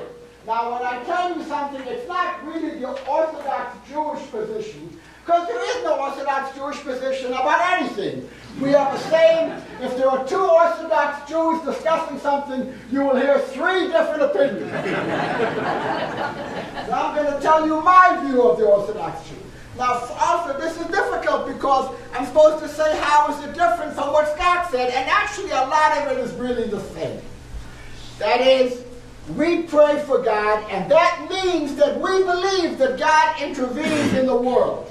If God didn't intervene, if he was something overall just looking, now what's the meaning of my prayer? I pray for health, I pray for sustenance, I pray for wisdom, meaning that I believe that God intervenes, and if he wants to, he will give me substance, he will give me health, he will give me wisdom. So far, so good. But we believe that this comes in a particular way. It comes in a way which in Hebrew it says, Olam kemino go noheg. The world works according to the laws of nature. That is, what happens when God answers my prayers, I will never know it. And nobody else will know it. For example, say that my wife or my child is very sick, my child needs an operation, serious operation, and now comes something very important, which Scott mentioned, but he didn't emphasize it. I'm going to emphasize it. When he couldn't find Andrew, he didn't sit down and pray. The first thing he did was call 911 and run around and ask everybody and do everything he could by himself to solve this problem. And then he also prayed. And this is what the Jewish Orthodox religion requests. When my child is sick, I don't go to the synagogue and pray. I seek the best medical help. I go to the best surgeon. I do. It is my obligation to try to solve my problem as best as I can. And then, in addition to that, I pray to God. So the operation, I go to the surgeon and he tells me that there's a 20% chance of the operation being a success and 80% chance that your son will die.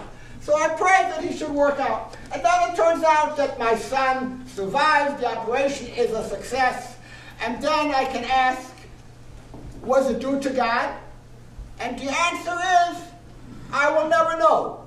But I may believe it's due to God. And I tell this to the surgeon, who is a complete atheist. He says, what are you talking about? I told you 20% of the patients survive. I'm a top-notch surgeon. You should see when you get my bill, you'll see how good a surgeon I am. And therefore, your child survived because I did.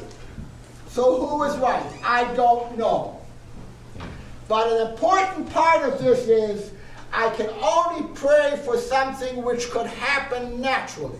For example, say my child was in an automobile accident and he lost his arm. I am forbidden to pray to God that his arm should be restored, because arms never grow back. It is forbidden, according to the Jewish tradition, to pray for a miracle. You are not allowed because it won't happen. You can only pray for things that could happen naturally. And therefore, this is an essence of our prayer. We turn to God, we believe in God, we hope that God will help, but we never ever know what will come up. But if something will not happen, it is forbidden to have petitionary prayer for that event. And I want to illustrate this with a little joke. Every talk should have a little joke in it. There was once an extremely pious man, a wonderful person, good to everybody, believes in God. There's no finer person on the face of this earth. But he got into serious financial difficulties. And he hoped he would win the lottery, and that would give him the money. He would win Templeton Prize, he would win the lottery, and that would give him the money to solve his problems. And he prayed, and week after week, he never won the lottery.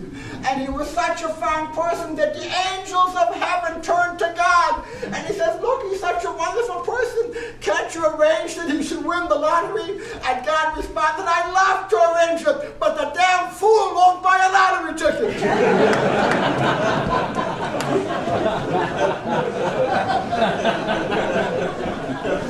That's what prayer means to God. Thank you all.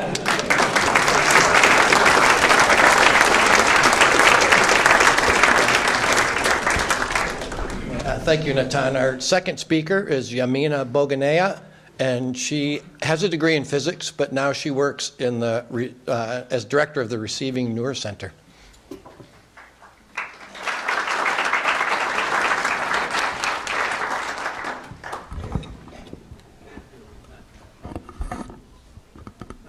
Okay, thank you, both Scott and Nathan. I felt, and peace be upon you all, Assalamu alaikum. I felt the need, maybe you've seen me like typing and typing and typing, and I had to actually tell myself you can't say everything, because there are so many, the differences are in the subtleties. That's why it's not easy to articulate them. So, for instance, when I heard the gardener comparison, or the metaphor as you call it, I thought, well, but the gardener is very limited. And how can a limited gardener compare? How can we use that as a unit of measurement to think of anything related to God? And I thought, how does God describe himself to me? I'm again speaking about my understanding of the Islamic or the Quranic understanding of prayer. So from the Quran, if you look at even the literal meaning of the verses, it's repeated again and again that God knows everything. He knows everything in the universe and within ourselves, even our hidden thoughts and desires and wishes. And that he knows what goes through our hearts, since he is, and he keeps saying, since I create you. And so the creator is not the creator at the beginning, he's the sustainer. Right now, I don't know how I am breathing. I am made to breathe. My life is being sustained here and now, always. And he knows the seen and the unseen, we are told. He's all hearing, all seeing, all aware. So there is this idea of God creating and sustaining life and everything all the time. And nothing other than him can create anything, since everything else, they are themselves created. And God creates with purpose and meaning, it is repeated. What is even more important, as far as prayer is concerned, is that he makes everything subservient to us. He created everything to our service. I think that's interesting. And we are told his mercy encompasses everything. Maybe you know that Muslims start everything in the name of God, the merciful, the compassionate. It's compassion and mercy are the most important attributes of God for Muslims. And is it a constraint? Sure, it is a constraint that he himself willed upon himself. So when I heard unmarried bachelor, I thought, that's a name we gave to a certain status that it has no external existence.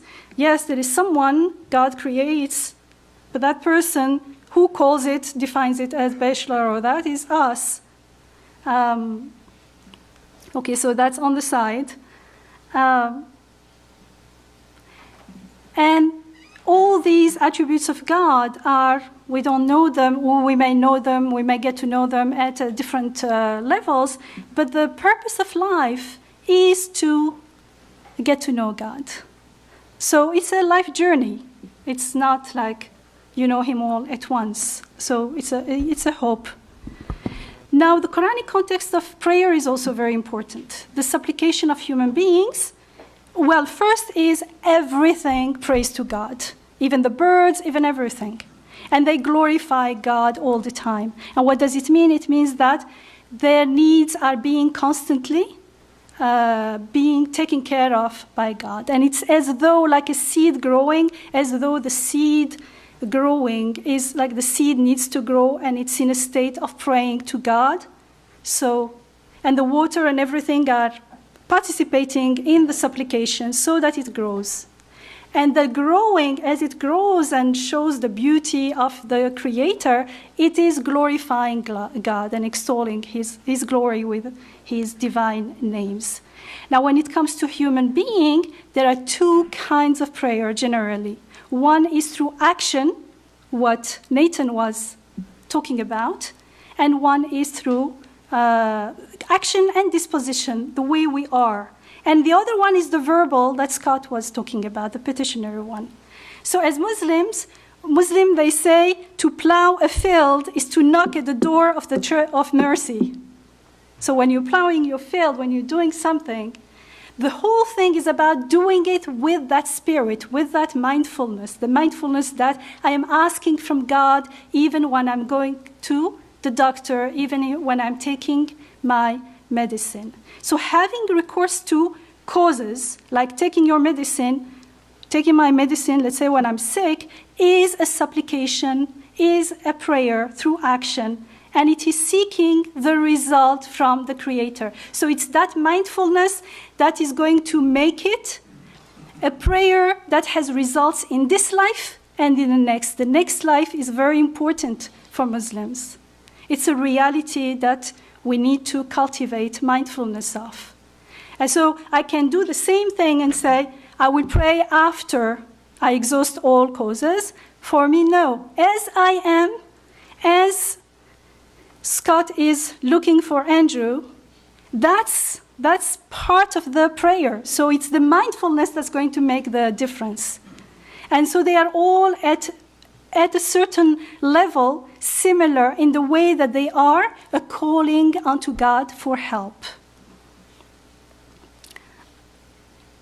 And so that awareness that everything, all healing, whether through medicine or through prayers or through the combination of both, is from God. Like the outcome, I'm expecting the outcome from God. Or I know that the outcome is from God because everything, there is nothing, it says, show me who can create anything else. Everything is from God. These are verses from the Quran. So since he's the sole creator of everything, then he creates me when I'm healthy, he creates me when I'm sick, he creates me with my needs for health, and being the creator, he knows my needs, and unlike me, he knows what is best and most appropriate for me. Therefore, there is always reason for me to be grateful to God. I agree there with Scott. And according to this understanding, we're always in a state of prayer. But we may not be aware of it, in which case I won't benefit from the benefit of the prayer, that connection with the divine, here and now and forever.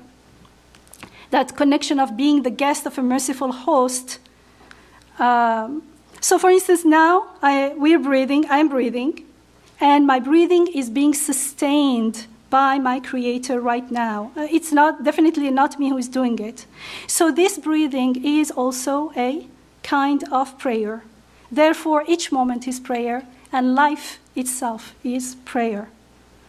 And when I'm sick and I take medicine, that goes hand in hand, and both kinds of prayers, through actions and through words, and being guided maybe to the right diagnosis, to the right medicine, to the right doctor, are all needs, and therefore they are all prayers.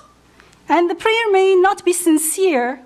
Prayer is not measurable. We can't measure because among Muslim scholars talk about conditions of acceptability for prayers to be accepted. And they mention that in some according to some traditions, that praying with a distracted heart, with a mindless heart, for instance, lowers the the prayer, the factor of prayer being accepted. So how can you measure if the heart is mindful or not, for instance? So that sincerity is also makes a difference. So the atheist friend who sends positive energy, that's prayer. He may not know it, but from me, it is a prayer. But his prayer will only stay in this world, won't bear fruits after life. So the verbal prayers that Scott was specifically focusing on are our special requests from God when we are having a hard time, when we need something that's beyond our control, like in time of hardship, in time of sickness. However, ideally, we're supposed to be in that state of prayer prior to the crisis, during the crisis, while we are taking action, when nothing is going on. Everything is supposed to be done in that state of prayer. That's why mindfulness is very important, and the Quran keeps talking about do not remain mindless, because that's the worst thing that you could do. Now, the aim of prayer, we are told, is to worship God, to know and worship God. The need, the object of the prayer, in Scott's terminology, is an occasion for the prayer, not the goal. So from my perspective, God's creating corresponds to his meeting my needs all the time, and whether in times of crisis or not. And most of my needs are met anyways, like breathing, the most important ones. Most of the time I'm not even aware of them, and I don't need to ask for them. And that's why, and so because we take them for granted, and most of the time we are unaware, we are given some of our needs, we're left to our care. And those needs are through action, like feeding ourselves, for instance, and through calling for help in special occasions, in special moments. This way we are made to pause and realize how vulnerable, how fragile, how needy we are. And yet, most of our needs, most of the time, are mostly being taken care of. So that's a moment of realizing that I am being the recipient of much goodness. And so in moments of crisis that leads us to pray, they are opportunities for us to remember God as that source of mercy and generosity and sustaining.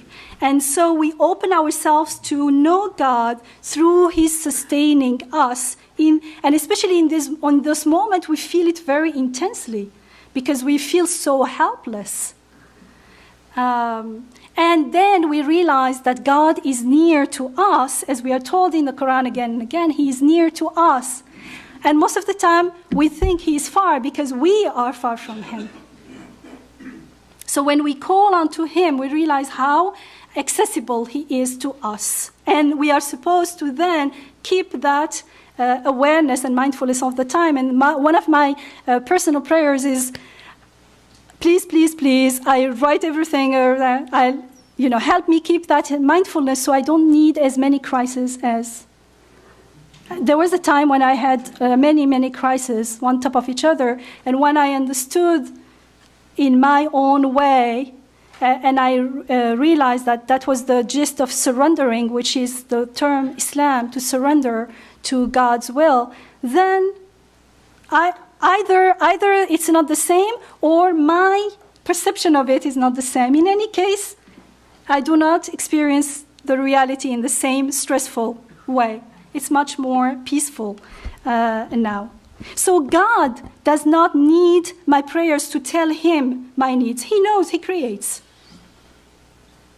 He already knows what I stand in need for. It's not like I'm reminding God of what to do, or I know how to take care of my needs, but I just need the power and the strength. That's not how prayer. We do that in our moments of mindlessness, but that's not how it's supposed to be from the perspective of the Quran, as I understand it. So, because that's not worship, that's like we are partnering. I know everything, I just need you to come and do the work. So he gave me, for instance, he gave me the need for water. That need, or for health, is given to me to connect to him, to get to know him, because it's through our vulnerability, our neediness, that we get to realize the sustainership of God, of our Maker, of our Creator.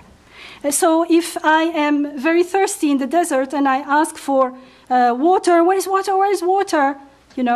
I don't know if you were very thirsty, but like in Ramadan, we stay like 17 hours without drinking, you start smelling water by the time it's sunset. So he gave me the need for water, and he created water. But if I remain stuck in the water itself, I want the water, he may give me the water, but I will never realize that there is something much more beautiful than the water. And this water, we are told in the hereafter, will not take care of your thirst. Because the water doesn't know, look, I can do whatever I want with it. It has no life, and yet it is employed in sustaining my life. So he says, do not get stuck in the water.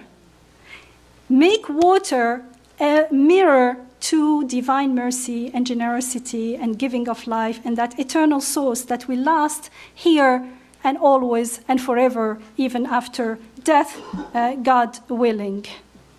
So that's my crisis, my need for the water is the time to remember God. My need for health is the time to remember God. It's not the time to ask only solely for the health. It's not the goal is not the water. The water is an opportunity. It is a means, an occasion. And when it is given, it is like a signpost, like a mirror reflecting the divine attributes of mercy and generosity and helping and sustaining us. I want to just share a few verses from the Quran. We're told there are people who merely pray, O our sustainer, give us in this world, and such shall not partake in the blessings of the life to come. But there are among them such as pray, O our sustainer, grant us good in this world and good in the life to come. Isn't that good? To be on the safe side? But of course, this is not only a prayer of the tongue. This is a prayer of a state of being. It has to come from the heart. It's a state of surrender to this reality. And keep us safe. It is these that shall have their portion of happiness in return for what they have earned. And God is swift in reckoning. We are also told in the Quran, no one can withhold the blessings of God, the blessings that God opens for people, nor can anyone but him release whatever he withholds. He's Almighty, the All-Wise. O people, remember God's grace towards you. Is there any creator other than God to give you sustenance from the heavens and earth? There is no God except him. How can you be so deluded?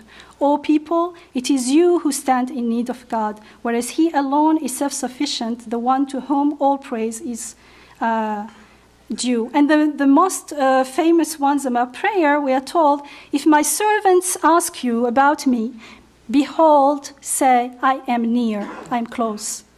I respond to the call of him who calls whenever he calls unto me. Let them then respond unto me and believe in me so that they might follow the right way. And in another verse we are told, but your sustainer says, call unto me and I shall respond to you.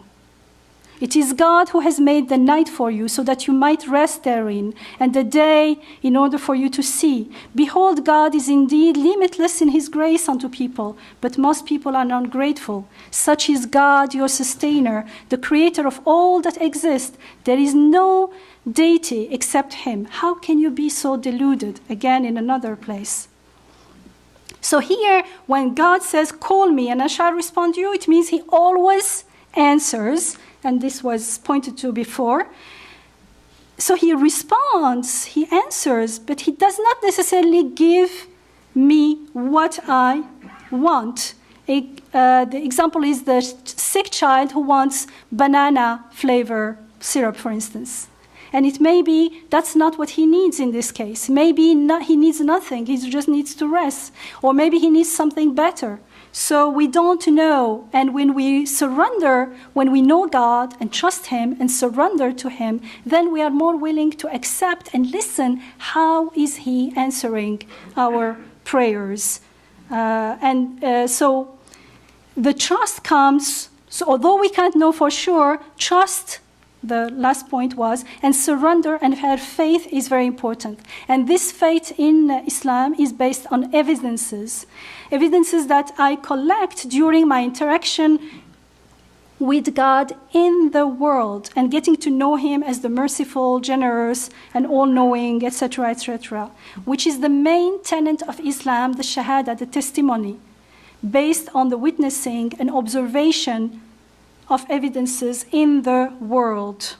We are also told, worship God alone, you have no deity other than him. He brought you into being out of the earth and made you thrive thereon. Ask him, therefore, to forgive you your sins, and then turn towards him in repentance. For truly, my sustainer is ever near, responding to the calls of whoever calls unto him. There are two types of prayers that I thought. Can I go with the two types very quickly? Jonah and Job? Okay. But the Jonah and Job stories they are told in the Quran, they embody this attitude, their prayers. And so the type A and type B, here, they're totally different types. They're complementary, actually. And they are usually taught to be recited together. Okay, so do I have like 2 minutes for a poem of Rumi? Rumi. He says, prayer is an egg. On resurrection day, God will say, what did you do with the strength and energy your food gave you on earth? How did you use your eyes? What did you make with your 5 senses while they were dimming and playing out? I gave you hands and feet as tools for preparing the ground for planting. Did you, in the health I gave you, do the plowing? You will not be able to stand when you hear those questions. You will bend double and finally acknowledge the glory. God will say, lift your hand and answer the questions. Your head will rise a little, then slump again. Look at me. Tell, what have you done? You try, but you fall back flat as a snake. I want every detail. Say, eventually, you will be able to get to a sitting position. Be plain and clear. I have given you such gifts. What did you do with them? You turn to the right, looking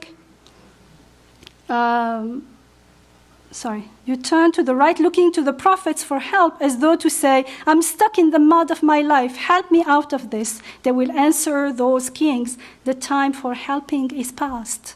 It's the day of judgment. The plow stands there in the field. You should have used it. Then you turn to the left where your family is, and they will say, don't look at us. This conversation is between you and your Creator. Then you pray the prayer that is the essence of every ritual. God, I have no hope. I am torn to shreds. You are my first and last and only refuge. Don't do daily prayers like a bird pecking, moving its head up and down. Prayer is an egg. Hatch out the total helplessness inside.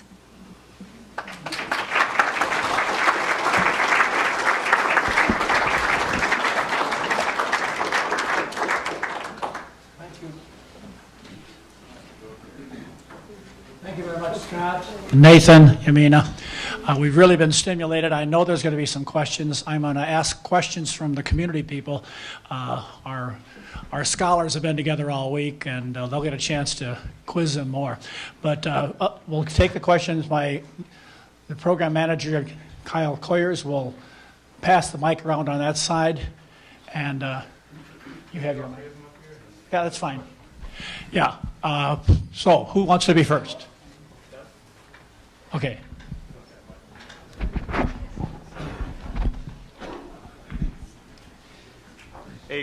A question for Scott. What would be your answer to Nathan's answer to the amputee situation? We have probably thousands of soldiers coming back from the war. You have probably tens of thousands of people who, one way or another, lose arms, legs. It's not a matter that they all don't get them back through prayer or any other means. It's that none of them do. If I don't know of any that have ever had a regrown an arm or a leg. So the Jewish answer was, we're forbidden to pray for these. What about the Christian answer for that? I'm not really an expert, but I don't think there's any prohibition on praying for a miracle. I don't see that in the Christian tradition. Would I recommend that somebody pray for a miracle? That's a tough question. I don't know. I mean, I think that's what Nathan said was that you're setting yourself up for disappointment because it's not going to happen. No, you're forbidden to pray for a miracle. Because it's not going to happen. No, just not because it's not going to happen. Because God doesn't do this. You're forbidden to ask for God for something which is against the way He operates in this world. God operates within the laws of nature. I don't know if I answered your question. Another one.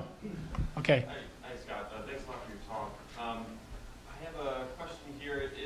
If it's the case that we have no good reason to believe that the reasons to which we have access are representative of the reasons that God has access to, so God works in mysterious ways. He has reasons that, for all we know, we don't have access to. Are we, as a matter of principle, cut off from knowing that any particular prayer was effective, or is there some other, perhaps, other access that we might have to knowing whether any particular prayer was actually effective? Thank you. Yeah, that's a really good question. I don't know how to answer it in a simple way because there's so many different kinds of cases, and it depends a lot on what kind of threshold you impose for knowing the answer to this question. Is it possible that God could somehow reveal to us that He answered a prayer short of a burning bush kind of situation? I think that's a really good question. I don't have a short, pithy answer to that. But I think in general, I think in the book I talk about this, it's very hard to argue that we know in particular cases whether our prayers have been answered, even when the things we ask for come to pass. And I think what you mentioned about the reasons it's one of the main arguments there. So I'm inclined to say it would be very unusual for a person to know. I hope that helps. Okay, next question. I think Scott's curve was a Cupid's curve or something like that, with the label anyway. Yeah. So continuum of trust and faith. Right. And just in medicine, our ideas of curing and healing, probabilities, high probability things, where surgeons like to be. That's why Nathan's surgeon wants to take credit for all that happened on the case. He doesn't like that he had uncertainty. And a lot of surgery, we try to be in very high probability of good outcome. We don't like 50-50 odds. We like very long odds where it's likely it's going to turn out well. My thought is that in the other end, where it's low probability of good outcome, is the area where hope and trust and faith are most important. To have faith or hope or something when it's high probability, that's pretty easy. Everybody agrees on this. That's a matter of belief. But if you have hope, I think that's where we are in the continuum. If you come into critical care, you're sort of down at possibly the low probability part. And even though we're not sure what the external prayers did, we know a nurse touching you, bathing you, putting you, that's the beginning of prayers for your outcome, and you respond to that. And we've seen when love, and this is where praying to God, I would assume, and hoping for a response, confers some peace, white counts rise, high blood pressures fall. There are physical responses when you come to peace and are, so somewhere clearly that prayer is being answered in almost every case that we experience. And so I just think that that idea anyways is that you can actually shift the probability of your recovery. The more you put your life in the hands of God and the caregivers and your loving family. Yeah, that's interesting. I took a slide out about a case in which the person's prayer, just in virtue of being offered, makes a difference. And there are, of course, all kinds of benefits for the person who prays. We have lots of studies about this, that praying, for people of faith anyway, praying improves their conditions in lots of ways, certainly. There's no question about that. And whether you want to say that that's a prayer that's answered by God, in my sense, it would still be unclear to me, because there's a clear mechanism in virtue of which we can see that the praying itself leads to those changes, But certainly that's an important benefit of prayer that needs to be emphasized as well. My question is about the relationship between petitionary prayer and community. It seems that your two types of prayer, A and B, thy will or what I want, if we have all kinds of people praying for a Category 5 hurricane not to hit there where they live, but to go over there, then we're in conflict between my own desires and the desires of the community.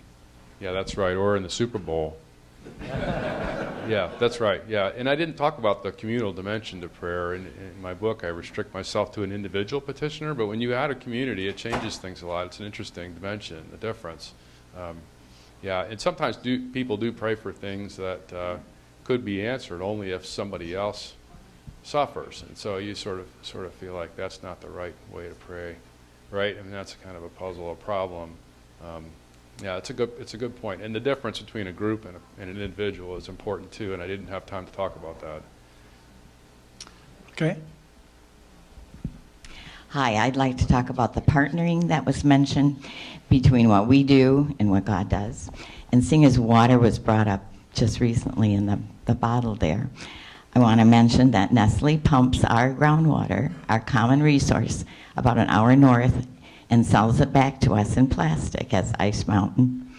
And also we have fracking going on in Michigan, which can pollute our water. And we have this pipeline under the bridge that's 67 years old, carrying oil, and it could break anytime. And so what is our role in caring for creation and partnering with God? Or do we just pray for no pollution? Or do we pray for, oh, fix this pollution problem we cause? Anyway, any comments? Well, I would like to actually comment on that. It says in the beginning of Genesis that God gave us our planet to enjoy it and to guard it and to watch it.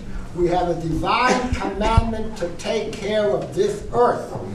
It is for us to use and enjoy under the condition that we are taking care of it. And if a person does violence to this planet, he is violating the commandments of God. It's very similar in the Islamic tradition. We are sent on earth, Adam and the humankind was sent as representative of God, and so everything is entrusted. It's a trust, it's not ours. Life is a trust, the whole planet is a trust. So I would say, personally, I would start doing those steps in my personal life, and however much I can be involved, that will be, my prayer will be not only words, but also action, because I cannot, from my understanding, prayer is always, if it is sincere, if it is not just lip service, then it's going to involve some action in the world. And we're told in the Quran that the earth and the oceans will be polluted because of your wrongdoing. So be careful. Like that time, they probably didn't know that if you're careless, you're going to pollute everything. But it says there is a verse about pollution, for instance. So it is a responsibility. Just for an advertisement, since Scott has so blatantly done so for his book. Actually, the Kaufman Interfaith Institute is getting involved with an interfaith approach to creation care. So follow us on our website and you'll learn more about it. Next question. For Scott, a possible avenue to pursue with respect to the problem that C.S. Lewis posed with the A pattern and B pattern. It seems that the problem assumes that in a particularly tricky situation that God only wills that one thing be the case. And if it were the case that God had willed a certain set of options, then it seems like you could do both. God's will be done, and what I would like to be done of these willed options would be this one here. I know it needs to be fleshed out, but maybe there's something there. That's a creative suggestion. I appreciate that. Thank you. Okay, next. I'm grateful to be with you as you are three representatives of aspects of the Abrahamic faith. shared among you all is the idea of prayer. And prayers are things unseen. Our belief in things unseen is faith. What ideas do your three traditions carry about what happens to prayer once it is formed in our bodies, in our minds? Is there thought that prayer leaves the body in some way? Or is it always perceived by the divine within our bodies?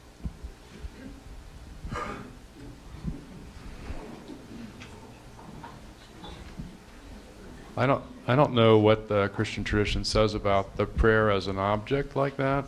I tend to think of the prayer as an action, rather than a thing that has a location myself. And so in the same way that what I'm saying to you now doesn't have a location, but it's a thing that's somehow communicated across the space. But we might think of the effects of the prayer as remaining in your body, and some also leaving your body in some sense, and ending up somewhere else, maybe in God's action. So I think there are a lot of ways to think about that from my point of view. From my point of view, the prayer is not, the word is just an articulation at the last articulation of the prayer. So the prayer is a desire, a state of being, a state of mindfulness. That's why sometimes we say something and we don't get it, because actually in our heart we're stuck in somewhere else, or our real prayer is something else. We're confused, we're not clear. And so since God creates us, the majority Muslim theologians, not all of them, the majority, and I subscribe to that belief that God sustains us here and now. The name sustainer is one of the most repeated in the Quran. So he sustains us here and now. So he is creating me with my need and with my desire and with my prayer. So he does not need the prayer to go and come. It's my understanding. It's coming from my perspective. Where does the prayer go? It's a metaphor that I use in my limited semantics, but there is somewhere beyond where words don't work. I think that's a marvelous question. And we have an idea in Orthodox Judaism, from my point of view, that when I pray for health, I don't have to tell God what I need. I don't have to tell God what my problems are. He's sick and tired of hearing me tell him what my problems are. I pray for myself. I pray for health in order to make sure I understand that my health ultimately comes from God. I pray for sustenance in order that I should be more aware that my sustenance comes from God. So my prayers never leave my body. My prayers are for me, and they make me a better person because they increase my faith. So if my prayers are answered in some way, it's because I've been transformed through my prayers, and I am more worthy of having my prayers answered. The prayers are for me, not for God. Okay, we have some announcements about a bunch of things, but we have one final question. Actually, not a question, just a couple of quick comments. Just wanted to add to what Yamina said about the Islamic concept of prayer, especially with respect to the answerability of them. She touched on the fact that a person's state of heart can influence the likelihood of a prayer being answered by God. So some of these teachings come from prophetic teachings from the Prophet Muhammad, as opposed to some of the Quranic teachings that she mentioned. But we have teachings that say that if a person doesn't pay attention to the lawfulness of their income and their food and their drink and their clothes, in other words, they're not living the way that God wants them to, how could they expect God to answer their prayers? There is the teaching that there's also reasons to think that some prayers are more likely to be answered, and that's if you're persistent in your prayer. God loves people who are persistent in their prayer, people who are very faithful and trusting and expecting a response from God, that actually is going to promote God answering your prayer. And people who are desperate, or people who are oppressed in particular. The Prophet said, beware of someone the prayer of a person who's oppressed. In other words, beware if they're praying God, invoking God, against potentially you if you're the oppressor, because there's no barrier between the prayer of an oppressed and God. And then finally, assuming you've met some of these conditions, so there's conditions for a prayer to be answered by God. If you meet those conditions and you pray sincerely to God, then God will answer it, but in potentially different ways. So one way is that he might respond promptly in this life, or he might delay the response based on his wisdom or mercy in the afterlife. So you might have asked for certain things and you never got it in this world, and then you find out in the afterlife that God saved those prayers and he rewarded you for them. And you might wish that he never answered any of your prayers in the world and he just saved it all up for later. And then finally, he might avert certain harms that might be equivalent to the thing that you had asked for. So you might not get it, but he will avert certain harms. So I just wanted to share that. Okay, thank you. Very helpful, thank you. Thank you, all the Templeton participants who have been here. I know you'll get a chance when you go back to Kalamazoo to discuss this further. Thank you so much, Scott and Yamina and Nathan, for your part. Before we recognize all that and depart, there are some announcements about lunch. Those of you that purchase lunch should have a ticket. Use your ticket to pick up your lunch. There's a variety of styles there. And if you didn't purchase a lunch and you want to stay, the afternoon sessions are going to be wonderful. I think you know that. And if you want lunch, there's lunch available nearby. Program manager Kyle Coyers will have some details. So as Doug said, we only have lunches available for folks that have tickets. So if you have tickets or you're with Kelly's group from Kalamazoo, you can head on out to the right. You'll see all the lunches there. Katie Gordon, our other program manager, will be there to assist you. If you have any questions about where to find lunch, if you don't have tickets, I will be at the table to the right of the door. There are some places in walking distance just down Michigan to the west, and I can talk to you more about that. So thank you. All right, you can pick up your lunch. You can take it to your meeting room, bring it back in here. And thank you again, speakers, and everyone else for your participation.